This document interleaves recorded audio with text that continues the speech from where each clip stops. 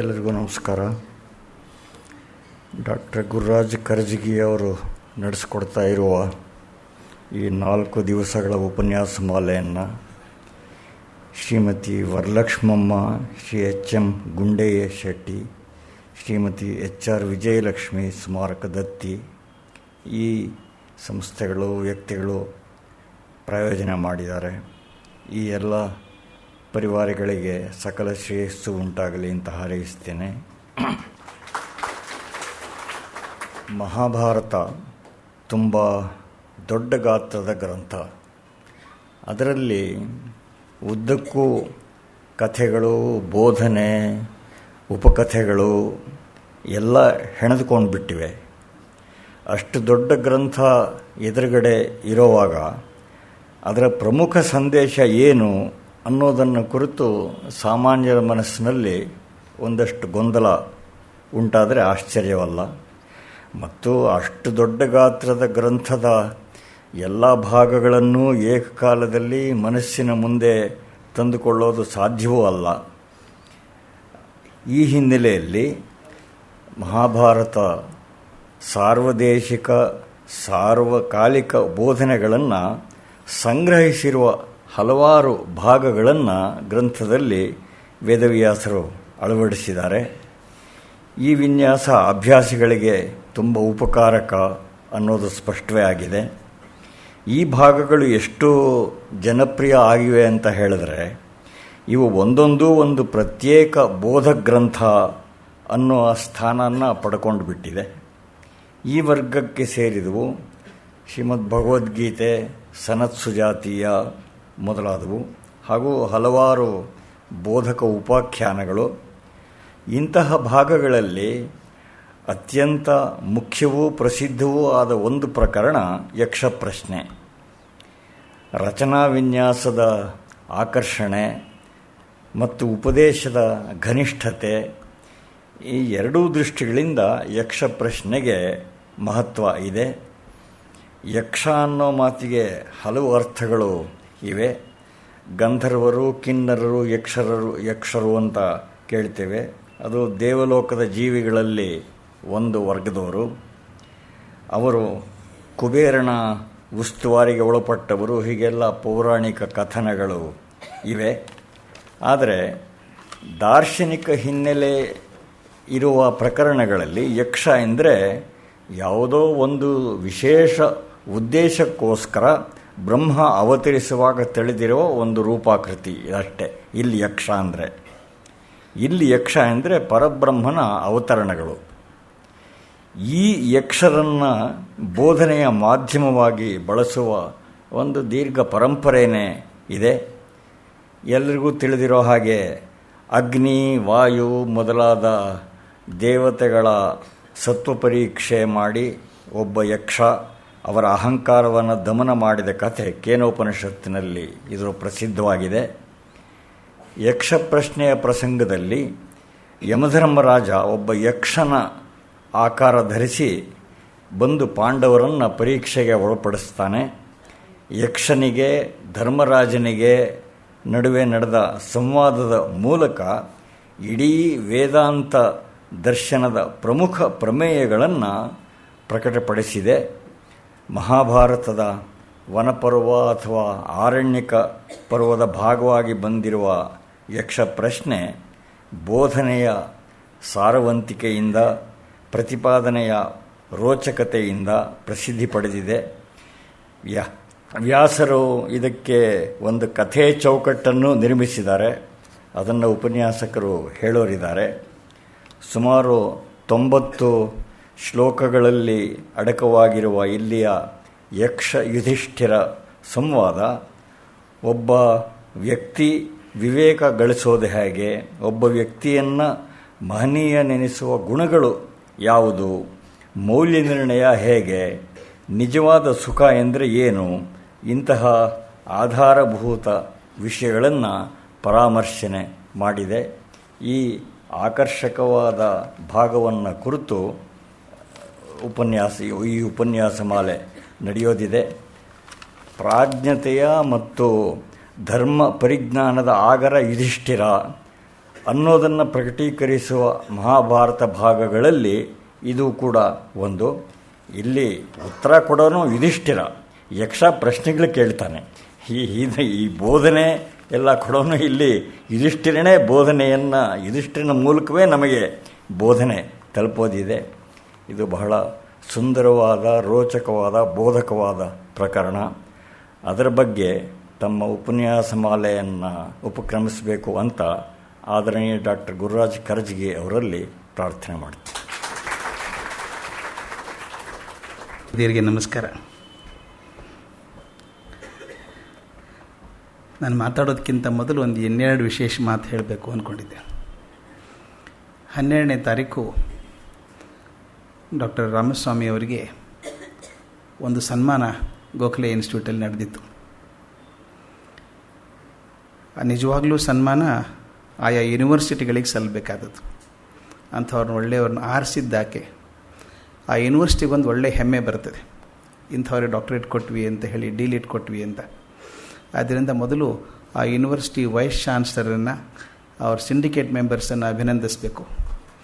ಅವತ್ತು ಕಾರ್ಯಕ್ರಮ ನಾನು ಬಂದೇ ಬರ್ತೀನಿ ಅಂತ ಹೇಳಿದ್ದೆ ರಾಮು ಅವರಿಗೆ. ಕೆಲವೊಂದು ಸಲ ನಾವು ಅಪೇಕ್ಷೆ ಮಾಡೋದೊಂದು, ಅದಾಗೋದೊಂದು. ನಾನು ಹೈದರಾಬಾದಲ್ಲಿ ಎಷ್ಟು ಖಾತ್ರಿಯಾಗಿ ಹೇಳಿಬಿಟ್ಟಿದ್ದೆ, ನಾನು ಈ ವಿಮಾನಯಾನದ ಮೇಲೆ ನಂಬಿಕೆ ಇಟ್ಕೊಂಡು ಬಂದುಬಿಡ್ತೀನಿ ಬೆಂಗಳೂರಿಗೆ, 1:15 ಫ್ಲೈಟ್ ಇದೆ, 2:30 3 ಗಂಟೆಗೆ ಬಂದುಬಿಡ್ತೀನಿ ಅಂತ ಹೇಳಿದ್ದೆ. ಆದರೆ ಅವತ್ತು ವಿಪರೀತ ಬಿರುಗಾಳಿ ಹೈದರಾಬಾದಲ್ಲಿ ವಿಮಾನ ಬರಲೇ ಇಲ್ಲ, ಏರ್ಪೋರ್ಟ್ಗೆ ಬರಲಿಲ್ಲ. ಈಗ ಸಾಯಂಕಾಲ 6:30 ಹತ್ತಿ 8:30 ಬಂದು ಬರೋ ಹೊತ್ತಿಗೆ ಕಾರ್ಯಕ್ರಮ ಮುಗಿದಿತ್ತು. ಅದಕ್ಕೆ ನಾನು ಒಂದು ಅವಕಾಶದಿಂದ ವಂಚಿತನಾಗಿದ್ದೆ.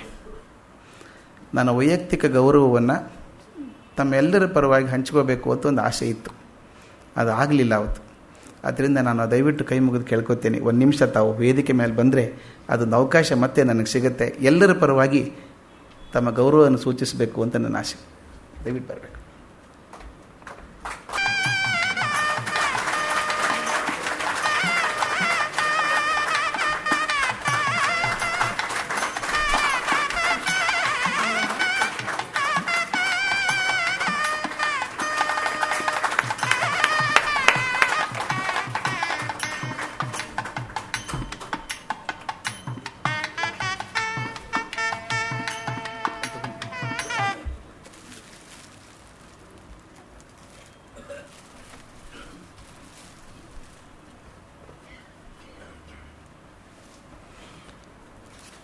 ಜೀವನದ ಅನೇಕ ಭಾಗ್ಯಗಳಲ್ಲಿ ಜ್ಞಾನಿಗಳ ಹಿರಿಯರ ಸಂಪರ್ಕ ಒಂದು ಭಾಳ ದೊಡ್ಡದು. ನಮ್ಮ ಜೀವನದಲ್ಲಿ ಕಂಡಂಥ ಒಬ್ಬರು ಅತ್ಯಂತ ಹಿರಿಯ ಜ್ಞಾನಿಗಳಲ್ಲಿ ಡಾಕ್ಟರ್ ರಾಮಸ್ವಾಮಿ ಅವರೊಬ್ಬರು. ನಾವು ಹೇಳೋದಕ್ಕೆ ಯಾವಾಗಲೂ ಒಂದು ವಸ್ತು ಇದ್ದಾಗ ನಮಗದರ ಬೆಲೆ ಗೊತ್ತಾಗೋಲ್ಲ, ಸಮಯ ಕಳೆದ ಹಾಗೆ ಅದರ ಅರ್ಥ ನಮಗೆ ಹೆಚ್ಚಾಗ್ತಾ ಹೋಗ್ತದೆ. ಕಣ್ಣು ಮುಂದೆ ಬೆಟ್ಟ ಇಟ್ಕೊಂಡ್ರೆ ಮುಂದಿದ್ದ ಬೆಟ್ಟ ಕೂಡ ಕಾಣಿಸಲ್ಲ. ಆ ಬೆರಳನ್ನು ಹಿಂದೆ ಸರಿಸಿದಾಗ ಬೆರಳು ಎಷ್ಟು ಸಣ್ಣದು, ಪರ್ವತ ಎಷ್ಟು ದೊಡ್ಡದು ಅಂತ ಗೊತ್ತಾಗತ್ತೆ. ಹಾಗೆ ನಾವೆಲ್ಲ ಹುಡುಗರಾಗಿದ್ದಾಗ ದೊಡ್ಡ ದೊಡ್ಡ ಸಾಹಿತಿಗಳನ್ನು ಕಂಡಾಗ ಅವ್ರ ಜೊತೆಗಿದ್ದಾಗ ಅಷ್ಟು ಭಾರಿ ಅನ್ನಿಸ್ತಿರ್ಲಿಲ್ಲ, ಪ್ರಾಮಾಣಿಕವಾಗಿ ಹೇಳಬೇಕು. ನಂತರ ಹಿನ್ನೆಲೆಯಲ್ಲಿ ಚಿಂತಿಸಿದಾಗ ಎಷ್ಟು ದೊಡ್ಡವರಾಗಿದ್ದರು ಅಂತ. ರಾಜರತ್ನಂ ಅವ್ರ ಜೊತೆಗೆ ಊರೂರು ಅಡ್ಡಾಡಿದಾಗ, ಅವ್ರ ಜೊತೆಗಿದ್ದಾಗ ಕೆಲವೊಂದು ಕಿರಿಕಿರಿನೂ ಇರ್ತದೆ, ಆದರೆ ಎಷ್ಟು ಪ್ರೀತಿಯಿಂದ ಇತ್ತು ಅದು ಅಂತ ನೆನೆಸ್ಕೋಬೇಕು. ಈಗ ನೆನೆಸ್ಕೊಂಡಾಗ ಒಂಥರ ಧನ್ಯತೆ ಬರ್ತದೆ. ಹಾಗೆ ನಮ್ಮ ಧನ್ಯತೆಯನ್ನು ಕೊಟ್ಟಂಥ ಮಹಾನುಭಾವರಲ್ಲಿ ಡಾಕ್ಟರ್ ರಾಮಸ್ವಾಮಿ ಅವರೊಬ್ಬರು. ಹಾಗೆ ಇನ್ನೂ ಅನೇಕ ಪ್ರಶಸ್ತಿಗಳನ್ನು ಬಂದು ಆ ಸಂಸ್ಥೆಗಳು ದೊಡ್ಡದಾಗಲಿ ಅಂತ ನನ್ನ ಅಪೇಕ್ಷೆ ಆಗಿದೆ. ಅವ್ರು ಹೇಳಿದ ಹಾಗೆ ಇವತ್ತಿನಿಂದ 4 ದಿವಸ ಯಕ್ಷ ಪ್ರಶ್ನೆ ಬಗ್ಗೆ ಮಾತಾಡಬೇಕು ಅಂತ. ಬದುಕೇ ಒಂದು ದೊಡ್ಡ ಪ್ರಶ್ನೆ. ಅದಕ್ಕೆ ಉತ್ತರವನ್ನು ನಾವು ಬದುಕಿರೋವರೆಗೂ ಹುಡುಕ್ತಾ ಹುಡುಕ್ತಾ ಹುಡುಕ್ತಾ ಹೋಗೋದೇ ಒಂದು ಸಾಧನೆ. ಉತ್ತರ ಸಿಕ್ಕಿತ್ತು ಅಂತ ಏನು ಖಾತ್ರಿ ಇಲ್ಲ, ಅಥವಾ ಸಿಕ್ಕಂಥ ಉತ್ತರ ಅದು ಯಾವಾಗಲೂ ಸರಿಯಾಗಿರ್ತದೆ ಅಂತೂ ಕೂಡ ಇಲ್ಲ, ಅಥವಾ ನನಗೆ ಸಿಕ್ಕಂಥ ಉತ್ತರ ಎಲ್ರಿಗೂ ಸರಿಯಾಗಿರ್ತದೆ ಅಂತೂ ಇಲ್ಲ, ಅಥವಾ ನನಗೆ ಇವತ್ತು ಹೊಳೆದದ್ದು ಇನ್ನು 20 ವರ್ಷದಲ್ಲಿ ಅದೇ ಉತ್ತರ ಉಳಿದಿರ್ತದೆ ಅಂತೂ ಇಲ್ಲ. ಹೀಗೆ ಅನಿಶ್ಚಿತವಾದ ವಾತಾವರಣದ ಉತ್ತರ ಹುಡ್ಕೊಂಡು ಹೋಗೋದಿದೆಯಲ್ಲ, ಈ ಹುಡುಕೋ ಪ್ರಯತ್ನ ಮಾತ್ರ ಪ್ರಾಮಾಣಿಕವಾಗಿರಬೇಕಾಗತ್ತೆ. ನಾನು ಬದುಕಿನ ಪ್ರಶ್ನೆಗಳಿಗೆ ಉತ್ತರವನ್ನು ಪ್ರಾಮಾಣಿಕವಾಗಿ ಹುಡುಕ್ತಾ ಹೋದಾಗ ಮನಸ್ಸಿನ ದ್ವಂದ್ವಗಳು ಸ್ವಲ್ಪ ಕಡಿಮೆ ಆಗ್ತದೆ. ಕನ್ನಡಿಯಲ್ಲಿ ಮುಖ ನೋಡಿಕೊಂಡಾಗ ನಮ್ಮ ಮುಖನೇ ಕಾಣಿಸುತ್ತೆ.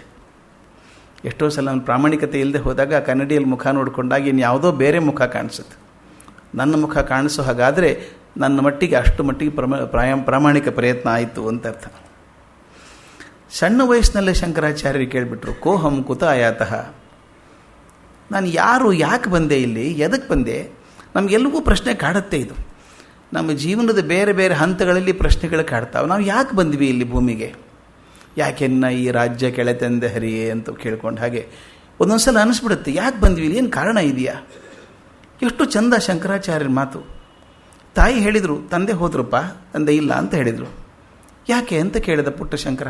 ಅದು ಇರೋದೇ ಹಾಗೆ, ಪ್ರಕೃತಿ ನಿಯಮ. ಒಂದು ದಿವಸ ನಾನು ಇರೋಲ್ಲ, ಒಂದು ದಿವಸ ನೀನು ಇರೋಲ್ಲ. ಅಂದರೆ ಸಾವು ಖಾತ್ರಿ ಅಂದಂಗೆ ಆಯ್ತಲ್ಲ. ಹುಡುಗನ ತಕ್ಷಣ ಹೊಳಿತು, ಸಾವು ಖಾತ್ರಿ ಆದರೆ ಬಂದ್ವಿ ಯಾಕೆ ಇಲ್ಲಿ ನಾವು? ಬಂದಕ್ಕೆ ಉದ್ದೇಶ ಇರಬೇಕಲ್ಲ. ಹಾಗಾದರೆ ಉದ್ದೇಶ ಏನು ಕಂಡುಕೋಬೇಕು ಅಂತ ಶುರು ಮಾಡಿದರು. ಅವರು ತೀರಾ ಸಣ್ಣ ವಯಸ್ಸಿಗೆ ಹೊಳೆದದ್ದು ನಮ್ಮ ಬಹುಶಃ ಹೊಳೆಯೋದು ಕಷ್ಟ. ಒಂದೊಂದು ಸಲ ನಮ್ಗೆ ವಯಸ್ಸಾದ್ಮೇಲೆ ಹೊಳಿತದೆ, ಯಾಕೆ ಬಂದ್ವಿ, ಏನು ಮಾಡಿದಂಗೆ ಆಯಿತು? 50 ವರ್ಷ ಬದುಕಿದೆ, 60 ವರ್ಷ ಬದುಕಿದೆ, 70 ವರ್ಷ ಬದುಕಿದೆ, ಏನು ಬಿಟ್ಟು ಹೋದೆ, ಏನು ಮಾಡಿದಂಗೆ ಆಯಿತು? ನಾನೊಂದು ಸಲ ಹೇಳಿದ್ದೆ ಅದನ್ನು. ರಷ್ಯನ್ ಕತೆ ಇದೆ, ಒಂದು ಭಾಳ ಚಂದ ಕತೆ. ಒಬ್ಬ ಮಹಾರಾಜ ಜ್ಞಾನಿ ಕೂಡ, ಅವನು ತಿಳುವಳಿಕೆ ಮನುಷ್ಯ. ಅವನಿಗೊಂದು ಸಲ ತಲೆಗೆ ಹೊಳಿತು, ಇಡೀ ಪ್ರಪಂಚದ ಇತಿಹಾಸವನ್ನು ಬರೆಸಬೇಕು ಒಬ್ಬರ ಕಡೆಯಿಂದ. ಪ್ರಪಂಚ ಶುರು ಆದದ್ದು ಹೇಗೆ, ಜನ ಎಷ್ಟು ಜನ ಬಂದರು, ಹೇಗೆ ಬದುಕಿದ್ರು ಅವರು, ಏನು ಮಾಡಿದರು, ಏನು ಸಾಧನೆ ಮಾಡಿದರು, ಎಲ್ಲವನ್ನೂ ಗ್ರಂಥ ಬರೆಸಬೇಕು ಅಂತ ತನ್ನ ಮಂತ್ರಿಗಳನ್ನು ಕರೆದು ಹೇಳಿದ್ದಂತೆ, I want the history of human kind, ಮನುಷ್ಯರ ಇತಿಹಾಸ ಬರಬೇಕು ಅಂತ. ಅವರು ಸ್ವಲ್ಪ ಗಾಬರಿ ಆದರು. ರಾಜ ಕೇಳಿದೆ, ಯಾಕೆ ಗಾಬರಿ ಆಗ್ತೀರಿ ಅಂತ. ಭಾಳ ದೊಡ್ಡ ಪ್ರಾಜೆಕ್ಟ್ ಸರ್ ಇದು ಅಂದರು. ಎಷ್ಟು ವರ್ಷ ಬೇಕಾಗಬಹುದು? ಒಂದು 20 ವರ್ಷ ಆದರೂ ಬೇಕು ಅಂದರು ಅವರು. 20 ವರ್ಷ ಅಷ್ಟು ಟೈಮ್ ಇಲ್ಲ ನನಗೀಗ, ಬೇಗ ಮಾಡಬೇಕು, 5 ವರ್ಷದಲ್ಲಿ ಮಾಡಬೇಕು. ಮಾಡ್ತೀವಿ, ಹಾಗಾದ್ರೆ ತುಂಬ ಜನ ಬೇಕಾಗತ್ತೆ, ಹಣನೂ ಖರ್ಚಾಗತ್ತೆ, ಅದೇನು ಚಿಂತೆ ಇಲ್ಲ, ಹಣ ಬೇಕಾದಷ್ಟು ಖರ್ಚಾಗಲಿ, ಕೊಡ್ತೀನಿ, ನಿಮ್ಗೆ ಯಾರು ಬೇಕೋ ಅಪಾಯಿಂಟ್ ಮಾಡ್ಕೊಳ್ಳಿ, ಶುರು ಮಾಡಿ ಕೆಲಸ ಅಂದ. ಆ ಕಥೆಯಲ್ಲಿ ಬರೋ ಹಾಗೆ ಹೊಸ ಹೊಸ ಕಾಗದ ಕಾರ್ಖಾನೆಗಳನ್ನು ಶುರು ಮಾಡಿದ್ರಂತೆ. ಅಷ್ಟು ಪಂಡಿತರು ಸೇರಿಕೊಂಡ್ರು, ಹಂಚಿಕೊಂಡ್ರು ವಿಷಯಗಳನ್ನು. 5 ವರ್ಷ ಆಯಿತು. ಮರು ದಿವಸ ಮಂತ್ರಿ ಬಂದು ರಾಜನಿಗೆ ಹೇಳಿದಂತೆ, ಮಹಾರಾಜ ನೀನೇನು ನೋಡಬೇಕು ಅಂತ ಅಪೇಕ್ಷೆ ಮಾಡಿದ್ಯಲ್ಲ, ಮಾನವ ಇತಿಹಾಸ ಅಲ್ಲಿದೆ, ಕಿಟಕಿಯಿಂದ ಆಚೆ ನೋಡು ಅಂತ ಹೇಳಿದಂತೆ. ಕಿಟಕಿ ತೆಗೆದು ನೋಡಿದರೆ 1000 ಆನೆ ನಿಂತಿದ್ವು ಅಂತ. ಒಂದೊಂದು ಆನೆ ಮೇಲೆ 1000 ಪುಸ್ತಕ. ಅವನಂದ, ಏನು ತಮಾಷೆ ಮಾಡ್ತೀರಾ ಇದನ್ನು ಅಂದ. ಇಷ್ಟು ಪುಸ್ತಕ ಓದೋಕ್ಕಾಗತ್ತಾ ನನಗೆ, ನೋಡೋಕ್ಕೆ ಆಗ್ತಾ ಇಲ್ಲ ಅದನ್ನು. ಇದು ಬೇಡ, ಕಂಡೆನ್ಸ್ಡ್ ಕೊಡಿ ನನಗೆ, ಎಬ್ರಿಜ್ಡ್ ವರ್ಷನ್, ಸಣ್ಣದಾಗಿ ಬರೀಬೇಕು, ಬ್ರೀಫಾಗಿ ಬರೀಬೇಕು. ಎಷ್ಟು ವರ್ಷ ತಗೋತೀರಿ? ಇನ್ನೊಂದು 5 ವರ್ಷ ಬೇಕು ಅಂದರು. ಇನ್ನು 5 ವರ್ಷ ಹೋಯಿತು. ಮತ್ತೆ ಕೂತು ವಿಚಾರ ಮಾಡಿ ಅದನ್ನು ಗಟ್ಟಿ ಮಾಡಿ ರಸಗಟ್ಟಿಯಾಗಿ ಮಾಡಿದರು. ಕೊನೆಗೆ 5 ವರ್ಷ ಆದ ಮರುದಿವಸ ಮತ್ತೆ ಮಂತ್ರಿಗಳು ಹೇಳಿದ್ರಂತೆ, ಮಹಾರಾಜ ನೀನು ಅಪೇಕ್ಷೆ ಪಟ್ಟದ್ದು ಹೊರಗಡೆ ಇದೆ ನೋಡು. ಹೊರಗಡೆ ನೋಡಿದರೆ 10 ಒಂಟೆಗಳು ನಿಂತಿತ್ತಂತೆ. ಒಂದೊಂದು ಒಂಟೆ ಮೇಲೆ 100 ಪುಸ್ತಕ. ಅವನಿಗೆ ಕೋಪ ಬಂದ್ಬಿಡ್ತು. ನಾನು ತಾಳ್ಮೆ ಪರೀಕ್ಷೆ ಮಾಡ್ತೀನಿ, 10 ವರ್ಷದಿಂದ ನೋಡ್ತಾ ಇದ್ದೀನಿ, ನನಗೆ ಅತ್ಯಂತ ಸಂಗ್ರಹವಾದಂಥ ಜೀವನ ಇತಿಹಾಸ ಬೇಕು, ಮನುಷ್ಯ ಇತಿಹಾಸ. ನನಗೆ ಇಷ್ಟು ಓದಲಿಕ್ಕೆ ಆಗೋದಿಲ್ಲ, ನನಗೆ ತೀರಾ ಸಂಗ್ರಹವಾದದ್ದು. ಎಷ್ಟು ಟೈಮ್ ಬೇಕು ನಿಮಗೆ? ಆ ಮಂತ್ರಿ ಹೇಳಿದಂತೆ, ನಾಳೆ ಬೆಳಗ್ಗೆ ಕೊಡ್ತೀನಿ ನಿಮಗೆ. ನಾಳೆ ಬೆಳಗ್ಗೆ ಕೊಡ್ತೀರಾ? ಅದು ಮಹಾರಾಜರ ಯೂಶ್ವಲ್ ಸ್ಟೈಲ್ ಇದೆಯಲ್ಲ, ನೀವು ಸರಿಯಾಗಿ ಹೇಳಿದ್ರೆ ತಲೆ ಕತ್ತರಿಸಿ ಹಾಕ್ಬಿಡ್ತೇನೆ ನಿಮ್ಮದು ಅಂತ. ಅವರಂದ್ರು, ತಯಾರಿದ್ದೀನಿ ನಾನು. ಮಹಾರಾಜರ ಜೊತೆಗೆ ಮಂತ್ರಿಯಾಗಿ ಬದುಕಬೇಕಾದ್ರೆ ತಲೆ ಯಾವಾಗಲೂ ಇರ್ತದೆ ಅಂತ ಏನು ಗ್ಯಾರಂಟಿ ಇಲ್ಲ. ಆ ಧೈರ್ಯದ ಮೇಲೆ ಹೋಗಬೇಕು. ಆತ ಹೇಳಿದಂತೆ ನಾಳೆ ಬೆಳಗ್ಗೆ ಕೊಡ್ತೀನಿ. ಮರುದಿವಸ ದರ್ಬಾರ್ನೇ ರೆಡಿಯದಿತ್ತು, ಸಂಭ್ರಮ ಇತ್ತು. ಮರುದಿವಸ ವಜೀರ್ ಹೋದ, ಬೆನ್ನು ಬಾಗಿದೆ, ವಯಸ್ಸಾದ ಮನುಷ್ಯ, ಉದ್ದ ಗಡ್ಡ, ಕೈಯಲ್ಲಿ ಒಂದು ಸಣ್ಣ ದಂತದ ಒಂದು ಪೆಟ್ಟಿಗೆ ಹಿಡ್ಕೊಂಡಿದ್ದಾನೆ, ದಂತದ ಪೆಟ್ಟಿಗೆ ಹಿಡ್ಕೊಂಡಿದ್ದಾನೆ, ಇಷ್ಟೇ ಸಣ್ಣದು. ಕೈಲಿ ಹಿಡ್ಕೊಂಡು ಹೋಗಿ ರಾಜನಿಗೆ ಹೇಳಿದಂತೆ, ಮಹಾರಾಜ ನೀನು ಕೇಳಿದ್ದೆಯಲ್ಲ, ಮಾನವ ಇತಿಹಾಸ ಇದರೊಳಗಿದೆಯಾ? ಅದನ್ನು ತೆಗೆದಾಗ ಕೆಂಪದಂತ ಕೆಳಗೆ ಮೊಕ್ಕಮಲ್ಲಿ ಬಟ್ಟೆ ಹಾಕಿದ್ರ ಕೆಳಗೆ ಅದೊಂದು ಸಣ್ಣ ಕಾಗದ ಚೂರಿತ್ತಂತೆ. ಅದರ ಮೇಲೆ ಬರೆದಿತ್ತಂತೆ, ಎಲ್ಲರೂ ಹುಟ್ಟಿದರು, ಬದುಕಿದರು, ಒಂದು ದಿವಸ ಸತ್ತು ಹೋದರು ಅಂತ. ಇಷ್ಟೇ ಮಾನವ ಇತಿಹಾಸ. ಒಂದು ಸಲ ಅನಿಸುತ್ತೆ, ನಾವೆಲ್ಲರೂ ಹಾಗೆ ಅಲ್ವಾ? ನಾವು ಬದುಕೋದಾದರೆ ಹಾಗಾದ್ರೆ ಮನುಷ್ಯ ಪ್ರಾಣಿಗಳಿಗಿಂತ ಬೇರೆ ರೀತಿ ಬದುಕೋಕೆ ಸಾಧ್ಯ ಇದೆಯಾ?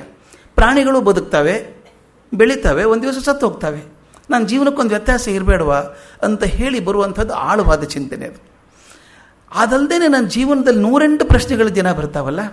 ಈ ಬಟ್ಟೆ ಹಾಕ್ಕೊಳ್ಳೋ, ಆ ಬಟ್ಟೆ ಹಾಕ್ಕೊಳ್ಳೋ, ಬಸ್ಸಿಗೆ ಹೋಗಲೋ, ಸ್ಕೂಟರಲ್ಲಿ ಹೋಗಲೋ, ಇಲ್ಲಿಂದ ಶುರುವಾಗಿ ಆಳವಾದ ಚಿಂತನೆಗಳು ದಿನ ನಮ್ಮನ್ನು ಕಾಡ್ತವೆ. ಅದರಿಂದ ಪ್ರತಿಕ್ಷಣ ಪ್ರಶ್ನೆಗಳನ್ನು ಎದುರಿಸುವ, ಅವುಗಳಿಗೆ ಪರಿಹಾರ ಹುಡುಕುವಂಥ ಅನಿವಾರ್ಯತೆ ನಮ್ಮನ್ನು ತಪ್ಪಿದ್ದಲ್ಲ, ಯಾವಾಗಲೂ ನಮ್ಗೆ ಬಿಡೋದಿಲ್ಲ. ಇವೆಲ್ಲ ಪ್ರಶ್ನೆಗಳ ನಿಜ. ಇದಕ್ಕಿಂತ ಸ್ವಲ್ಪ ಎತ್ತರದ ಹಂತದಲ್ಲಿ ಕೆಲವು ಪ್ರಶ್ನೆಗಳಿದ್ದಾವೆ. ಅವುಗಳನ್ನು ಸ್ವಲ್ಪ ಚಿಂತನೆಯ ಆಳದಲ್ಲಿ ನೋಡಿದಾಗ ಆ ಪ್ರಶ್ನೆಗಳು ನಮ್ಮನ್ನು ಕಾಡಬೇಕು. ಕಾಡಿದಾಗ ನಮ್ಮ ನೈತಿಕ ಸ್ಥೈರ್ಯವನ್ನು ಬಲಗೊಳಿಸಬೇಕು, ಆಧ್ಯಾತ್ಮಿಕ ಶಕ್ತಿಯನ್ನು ಹುರಿಗೊಳಿಸಬೇಕು. ಅಂದಾಗ ಜೀವನಕ್ಕೊಂದು ಬೇರೆ ದಿಶೆ ಬರ್ತದೆ ಅಂತ ಅನಿಸುತ್ತೆ. ನಮ್ಮ ಭಾರತ ಪರಂಪರೆಯಲ್ಲಿ ಎಲ್ಲ ಸಾಹಿತ್ಯದಲ್ಲೂ ಕೂಡ ಪ್ರಶ್ನೋತ್ತರ ಬಹಳ ಮುಖ್ಯವಾಗಿರುವಂಥದ್ದು. ನಾವು ಉಪನಿಷತ್ ಪರಂಪರೆಯೇ ಸಾಕ್ಷಿ. ಅದಕ್ಕೆ ಪ್ರಶ್ನೋತ್ತರ ರೂಪದಲ್ಲೇ ನಡೆಯುವಂಥದ್ದು. ಎಲ್ಲನೂ ಪ್ರಶ್ನೆ ಕೇಳಬೇಕು, ಗುರುಗಳು ಉತ್ತರ ಕೊಡಬೇಕು.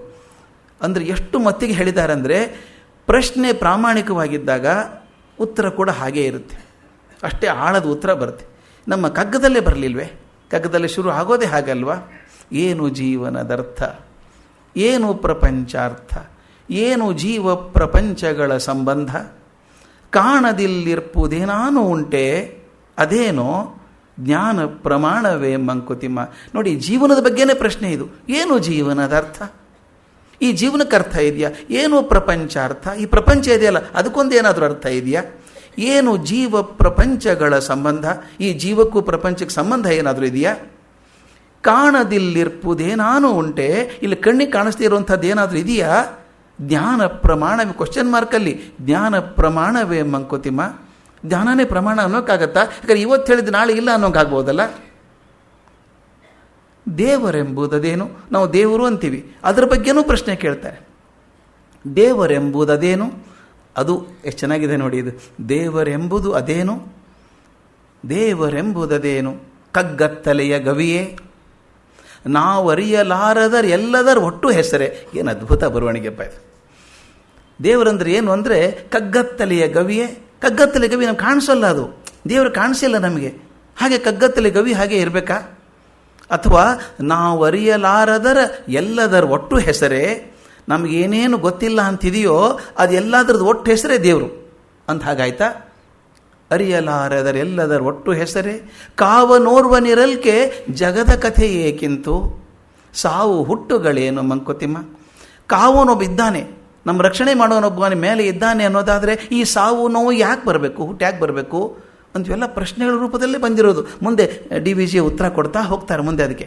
ಆದರೆ ಮೊದಲು ಪ್ರಶ್ನೆಗಳು ಬರಬೇಕಾದ್ದು ನೋಡಿ. ಮೊದಲು ಪ್ರಪಂಚದ ಬಗ್ಗೆ, ಜೀವನದ ಬಗ್ಗೆ ಪ್ರಶ್ನೆ ಕೇಳಿ, ಎರಡನೇ ದೇವರ ಬಗ್ಗೆ ಕೇಳ್ತಾರೆ. ಮುಂದೆ ನಮ್ಮ ಜೀವನದಲ್ಲಿ ನಾಯಕರು ಯಾರು? ಎಷ್ಟೊಂದು ಜನ ನಾಯಕರಿದ್ದಾರಲ್ಲ ನಮಗೆ. ಬದುಕಿಗಾರ ನಾಯಕರು ಏಕನೋ ಅನೇಕರೋ, ಒಬ್ಬನೇ ಇದ್ದಾನೋ ನಾಯಕ? ಎಷ್ಟೊಂದು ಜನ ನಾಯಕರಿದ್ದಾರೋ? ವಿಧಿಯೋ, ಪೌರುಷವೋ, ಧರ್ಮವೋ, ಅಂಧಬಲವೋ? ಇವತ್ತಿ ನೋಡಿ ಪರಿಚಯ 21ನೇ ಶತಮಾನಕ್ಕೆ ಎಷ್ಟು ಸರಿಯಾಗಿದೆ ಇದು.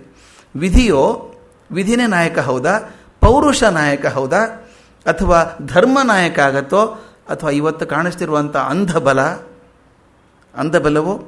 ಕುದುರುವುದೆಂದು ಈ ಅವ್ಯವಸ್ಥೆಯ ಪಾಡು.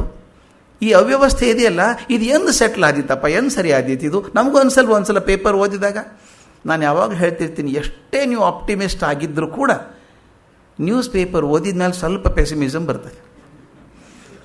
ಎಂದು ಸರಿ ಆದಿತ್ತಪ್ಪ ಇದು ಪ್ರಪಂಚ ಅಂತ ಅನ್ಸಲ್ವ? ಅದನ್ನು ಅವತ್ತು ಬರೆದಿದ್ದಾರೆ ಅವರು. ಕುದುರುವುದೆಂದು ಈ ಅವ್ಯವಸ್ಥೆಯ ಪಾಡು, ಅದಿಗುದಿಯೇ ಗತಿಯೇನೋ ಮಂಕುತಿಮ್ಮ. ಹೀಗೆ ಒದ್ದಾಡ್ಕೊಂಡಿರೋದೇ ನಮ್ಮ ಗತಿನ ಹಾಗಾದರೆ ಅಂತ ಒಂದು ಪ್ರಶ್ನೆ. ಒಗಟೆ ಏನೀ ಸೃಷ್ಟಿ, ಬಾಳಿನರ್ಥವದೇನು, ಬಗೆದು ಬಿಡಿಸುವರಾರು ಸೋಜಿಗವನಿದನು, ಜಗವ ನಿರವೆಸೆದ ಕೈ ಒಂದಾದೊಡೆಯಕ್ಕಿಂತು ಬಗೆ ಬಗೆಯ ಜೀವಗತಿ ಮಂಕುತಿಮ್ಮ. ಸುತ್ತಮುತ್ತಲ ಜನ ನೋಡಿದಾಗ ಎಷ್ಟು ಒದ್ದಾಡ್ತಾರಲ್ಲ ಕೆಲವು ಜನ ಬದುಕೋದಕ್ಕೆ. ಕೆಲವರು ಸಂಭ್ರಮದಲ್ಲಿದ್ದಾರೆ. ಯಾಕೆ ಹಿಂಗೆ ಬೇರೆ ಬೇರೆ ಆಯಿತು ಜೀವನ? ಎಲ್ಲರದು ಒಂದೇ ಆಗಬೇಕಲ್ಲ. ಯಾಕಂದ್ರೆ ಹೇಳ್ತಾನೆ, ಒಗಟೆ ಏನೀ ಸೃಷ್ಟಿ. ಈ ಸೃಷ್ಟಿನೇ ಒಂದು ಒಗಟಿದ್ದಾಗ ಬಾಳಿನರ್ಥವದೇನು, ಬಾಳಿಗೊಂದು ಅರ್ಥ ಇದೆಯಾ? ಬಗೆದು ಬಿಡಿಸುವರಾರು ಸೋಜಿಗವನಿದನು. ಇದೊಂದು ಸೋಜಿಗ, ಆಶ್ಚರ್ಯ ಇದು. ಇದನ್ನು ಯಾರು ತಿಳಿಸಿ ಹೇಳ್ತಾರೆ ನನಗೆ? ಯಾಕಂದರೆ ಜಗವ ನಿರವಿಸಿದ ಕೈ ಒಂದಾದೊಡೆ, ಇಡೀ ಜಗತ್ತನ್ನು ಸೃಷ್ಟಿ ಮಾಡಿದ್ದು ಒಂದೇ ಕೈ ಆಗಿದ್ದರೆ ಬಗೆ ಬಗೆಯ ಜೀವಗತಿ ಯಾಕಾಯ್ತಿದು? ಈ ಥರದ ಬೇರೆ ಬೇರೆ ಜೀವಗತಿ ಯಾಕೆ ಆಗಬೇಕಾಗಿತ್ತು? ಕಾರಣ ಇಲ್ಲಲ್ಲ.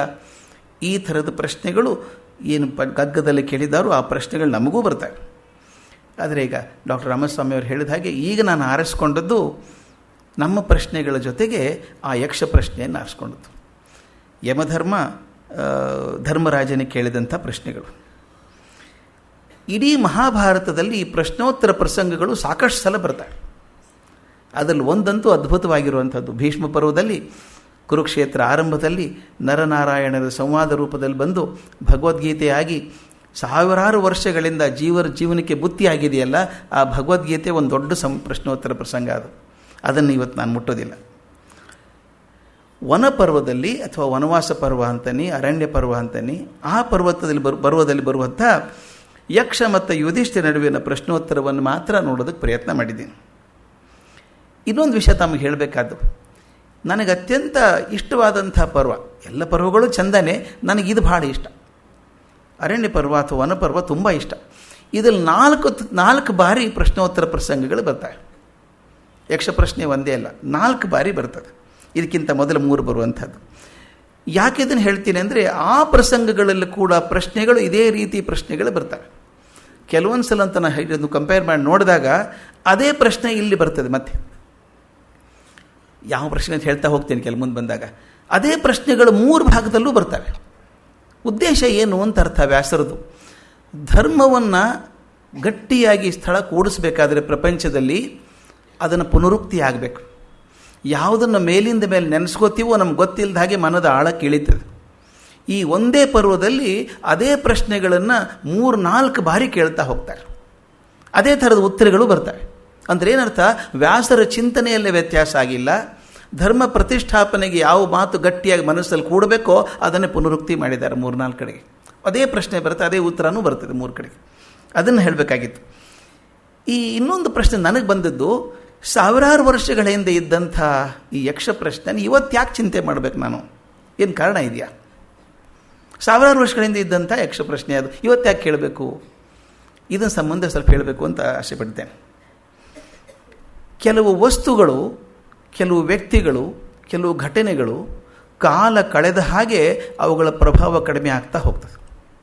ಕಲ್ಪನೆ ಮಾಡ್ಕೊಳ್ಳಿ, ಮನೆಯಲ್ಲಿ ಒಂದೇನೋ ಪ್ರಸಂಗ ಆಗಿದೆ, ಸಂತೋಷದ ವಿಷಯ ಆಗಿದೆ.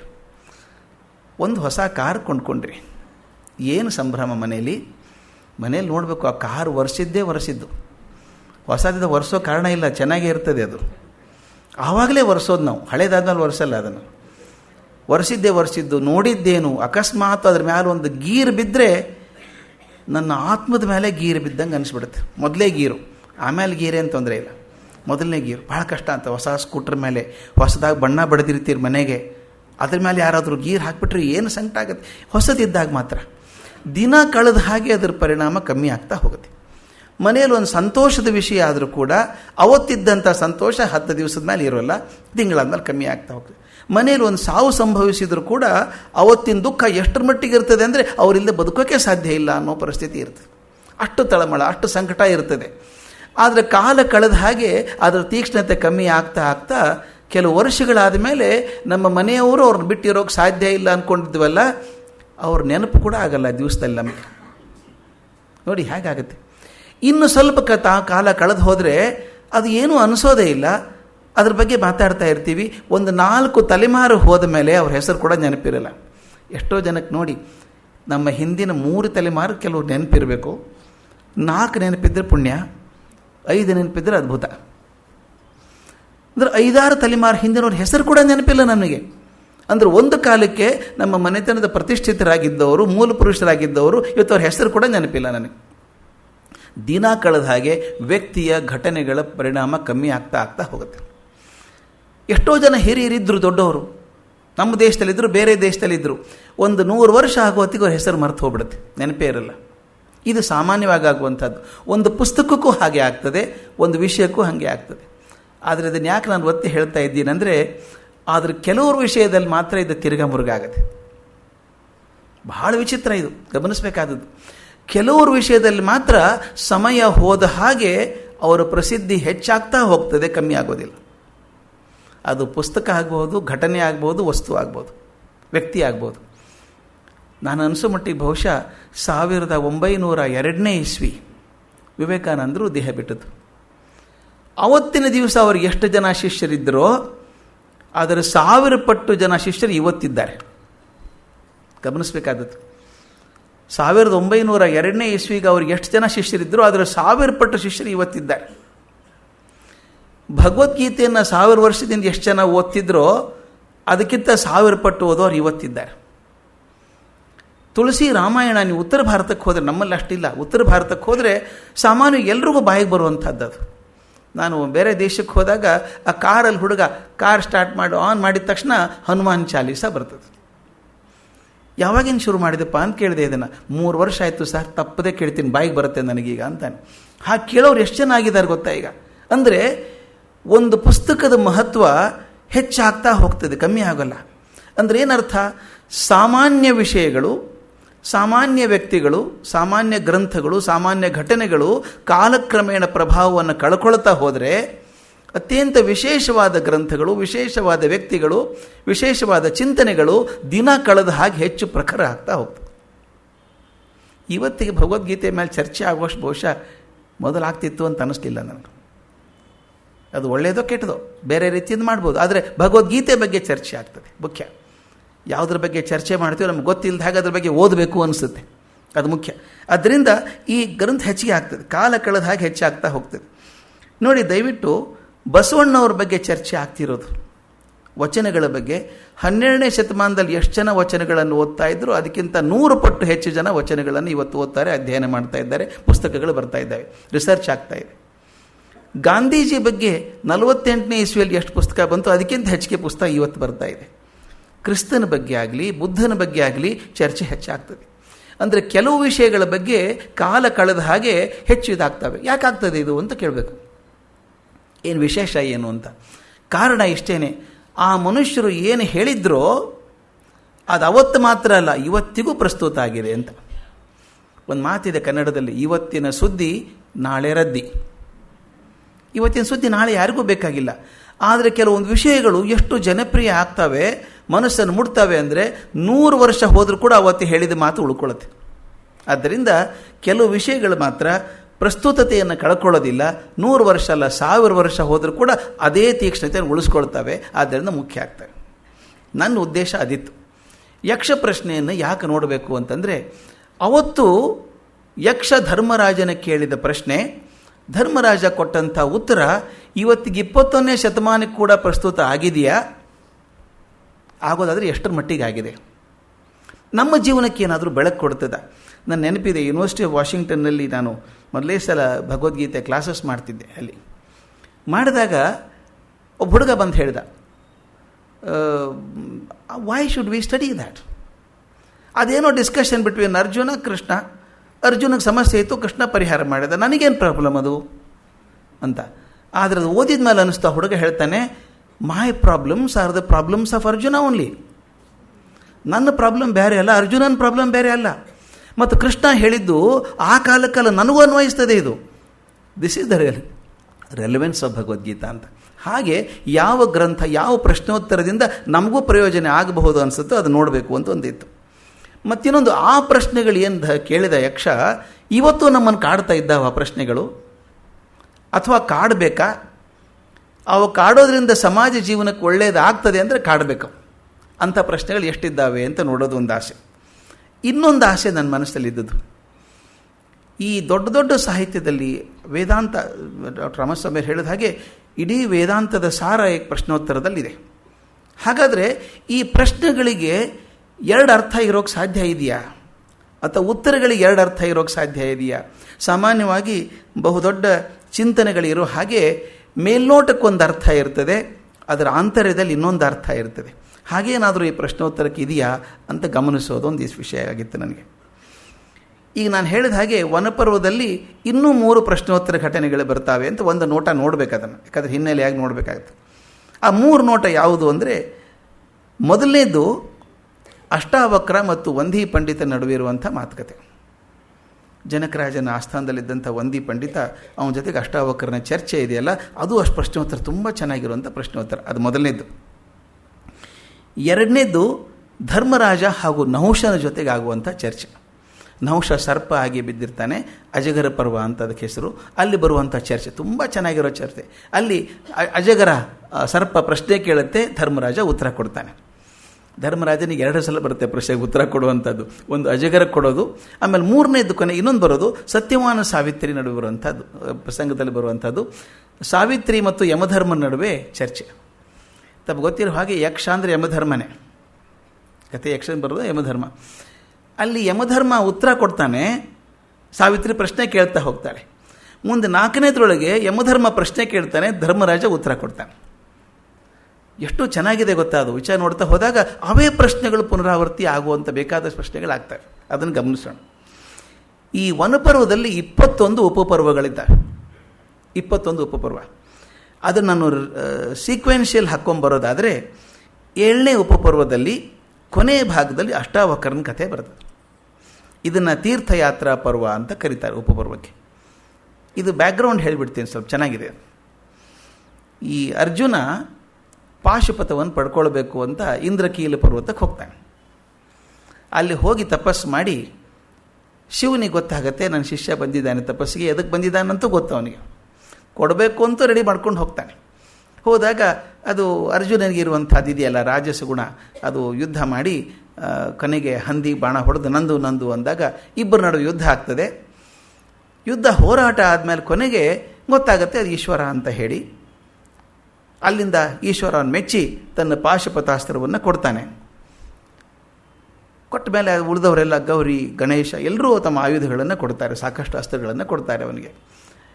ಈಶ್ವರ ಹೋದ ಮೇಲೆ ಇಂದ್ರ ಬರ್ತಾನೆ. ಮಗ, ತುಂಬ ಕಷ್ಟಪಟ್ಟಿದ್ಯಪ್ಪ ನೀನು, ನಮ್ಮ ಹುಡುಗರಿಗೆ ಮಾಡಲ್ವಾ ಪರೀಕ್ಷೆ ಆದಮೇಲೆ ಒಂದು 8 ದಿವಸ ಹೋಗ್ಬಾ ಟ್ರಿಪ್ಪಿಗೆ ಅಂತನೋ ಹಾಗೆ ಇಂದ್ರ ಬಂದು ಕಷ್ಟಪಟ್ಟಿದ್ಯಪ್ಪ ಸ್ವರ್ಗಲೋಕಕ್ಕೆ ಬಾ, ಸ್ವಲ್ಪ ದಿವಸ ನನ್ನ ಜೊತೆಗೆ ಇರು ಅಂತ ಹೇಳಿ ಮಾತಲ್ಲಿನ ಕಳಿಸ್ಕೊಡ್ತಾನೆ. ಇಂದ್ರಲೋಕಕ್ಕೆ ಹೋಗ್ತಾನೆ ಅರ್ಜುನ. ಹೋಗಿ ಅಲ್ಲಿ 5 ವರ್ಷ ಇರ್ತಾನೆ. ಅದಕ್ಕೆ ಯಾರೋ ನಮ್ಮ ತಮಾಷೆ ಮಾಡ್ತಾಯಿದ್ರು, ಎಲ್ಲರಿಗೂ 12 ವರ್ಷ ವನವಾಸ, 1 ವರ್ಷ ಅಜ್ಞಾತವಾಸ, ಆದರೆ ಅರ್ಜುನನಿಗೆ 7 ವರ್ಷ ಅಂತ. 5 ವರ್ಷ ಸ್ವರ್ಗದಲ್ಲಿದ್ದ ಅವನು, ಹೋದವನು ಅನ್ಸೋದು, ಬೇಗ ಬರಲಿಲ್ಲ ಅವನು. 5 ವರ್ಷ ಇದ್ದಾನೆ ಅಲ್ಲಿ, 5 ವರ್ಷ ಇದ್ದ. ಇಲ್ಲಿ ಅಣ್ಣನಿಗೆ ಚಿಂತೆ, ಈ ತಮ್ಮ ಹೋಗ್ಬಿಟ್ಟಿದ್ದಾನೆ, ಆಗಿನಾಗೆ ಟೆಲಿವಿಷನ್ ಇಲ್ಲ, ಮೊಬೈಲ್ ಇಲ್ಲ, ಏನು ಮಾಡಪ್ಪ ತಮ್ಮ ಎಲ್ಲಿ ಹೋದ, ಏನಾಯಿತು ಗೊತ್ತಿಲ್ಲ, ಹೋದ ತರ್ತೀನಿ ಪಾಶುಪತಾಸ್ತ್ರ ಅಂತ ಬರಲಿಲ್ಲ ಅಂತ ತಳಮಳ. ನೀವು ಓದಬೇಕು, ಭಾಳ ಚೆನ್ನಾಗಿದೆ ಮಹಾಭಾರತದ ಪರ್ವಗಳಲ್ಲಿ. ಎಷ್ಟು ಒದ್ದಾಡ್ತಾನೆ ಧರ್ಮರಾಜ, ಎಲ್ಲರ ಬಗ್ಗೆನೂ ಪ್ರೀತಿ ಕರುಣೆ ಅನುಕಂಪ ಅವನಿಗಿರುವಂಥದ್ದು. ತಮ್ಮ ಬರಲಿಲ್ಲ, ಎಲ್ಲಿ ಹೋದ ಅಂತ ಒದ್ದಾಡ್ತಿರ್ಬೇಕಾದ್ರೆ ಇಂದ್ರನಿಗೆ ಗೊತ್ತಾಗತ್ತೆ, ಛೇ ಇಲ್ಲಿ ಬಂದು ಕೂತಿದ್ದಾನೆ ಪಾಪ ಅಣ್ಣ ಒದ್ದಾಡ್ತಿದ್ದಾನೆ ಅಂಥೇಳಿ ಲೋಮಶ ಮಹರ್ಷಿಗಳನ್ನು ಕಳಿಸ್ಕೊಡ್ತಾನೆ. ಹೋಗಿ ಹೇಳಿ ಚಿಂತೆ ಮಾಡಬೇಡ ಅಂಥೇಳಿ, ಚಡ್ಪಡೋದು ಬೇಡ, ಚಡ್ಪಡಿಸ್ಕೆ ಬೇಡ ಅಂತ.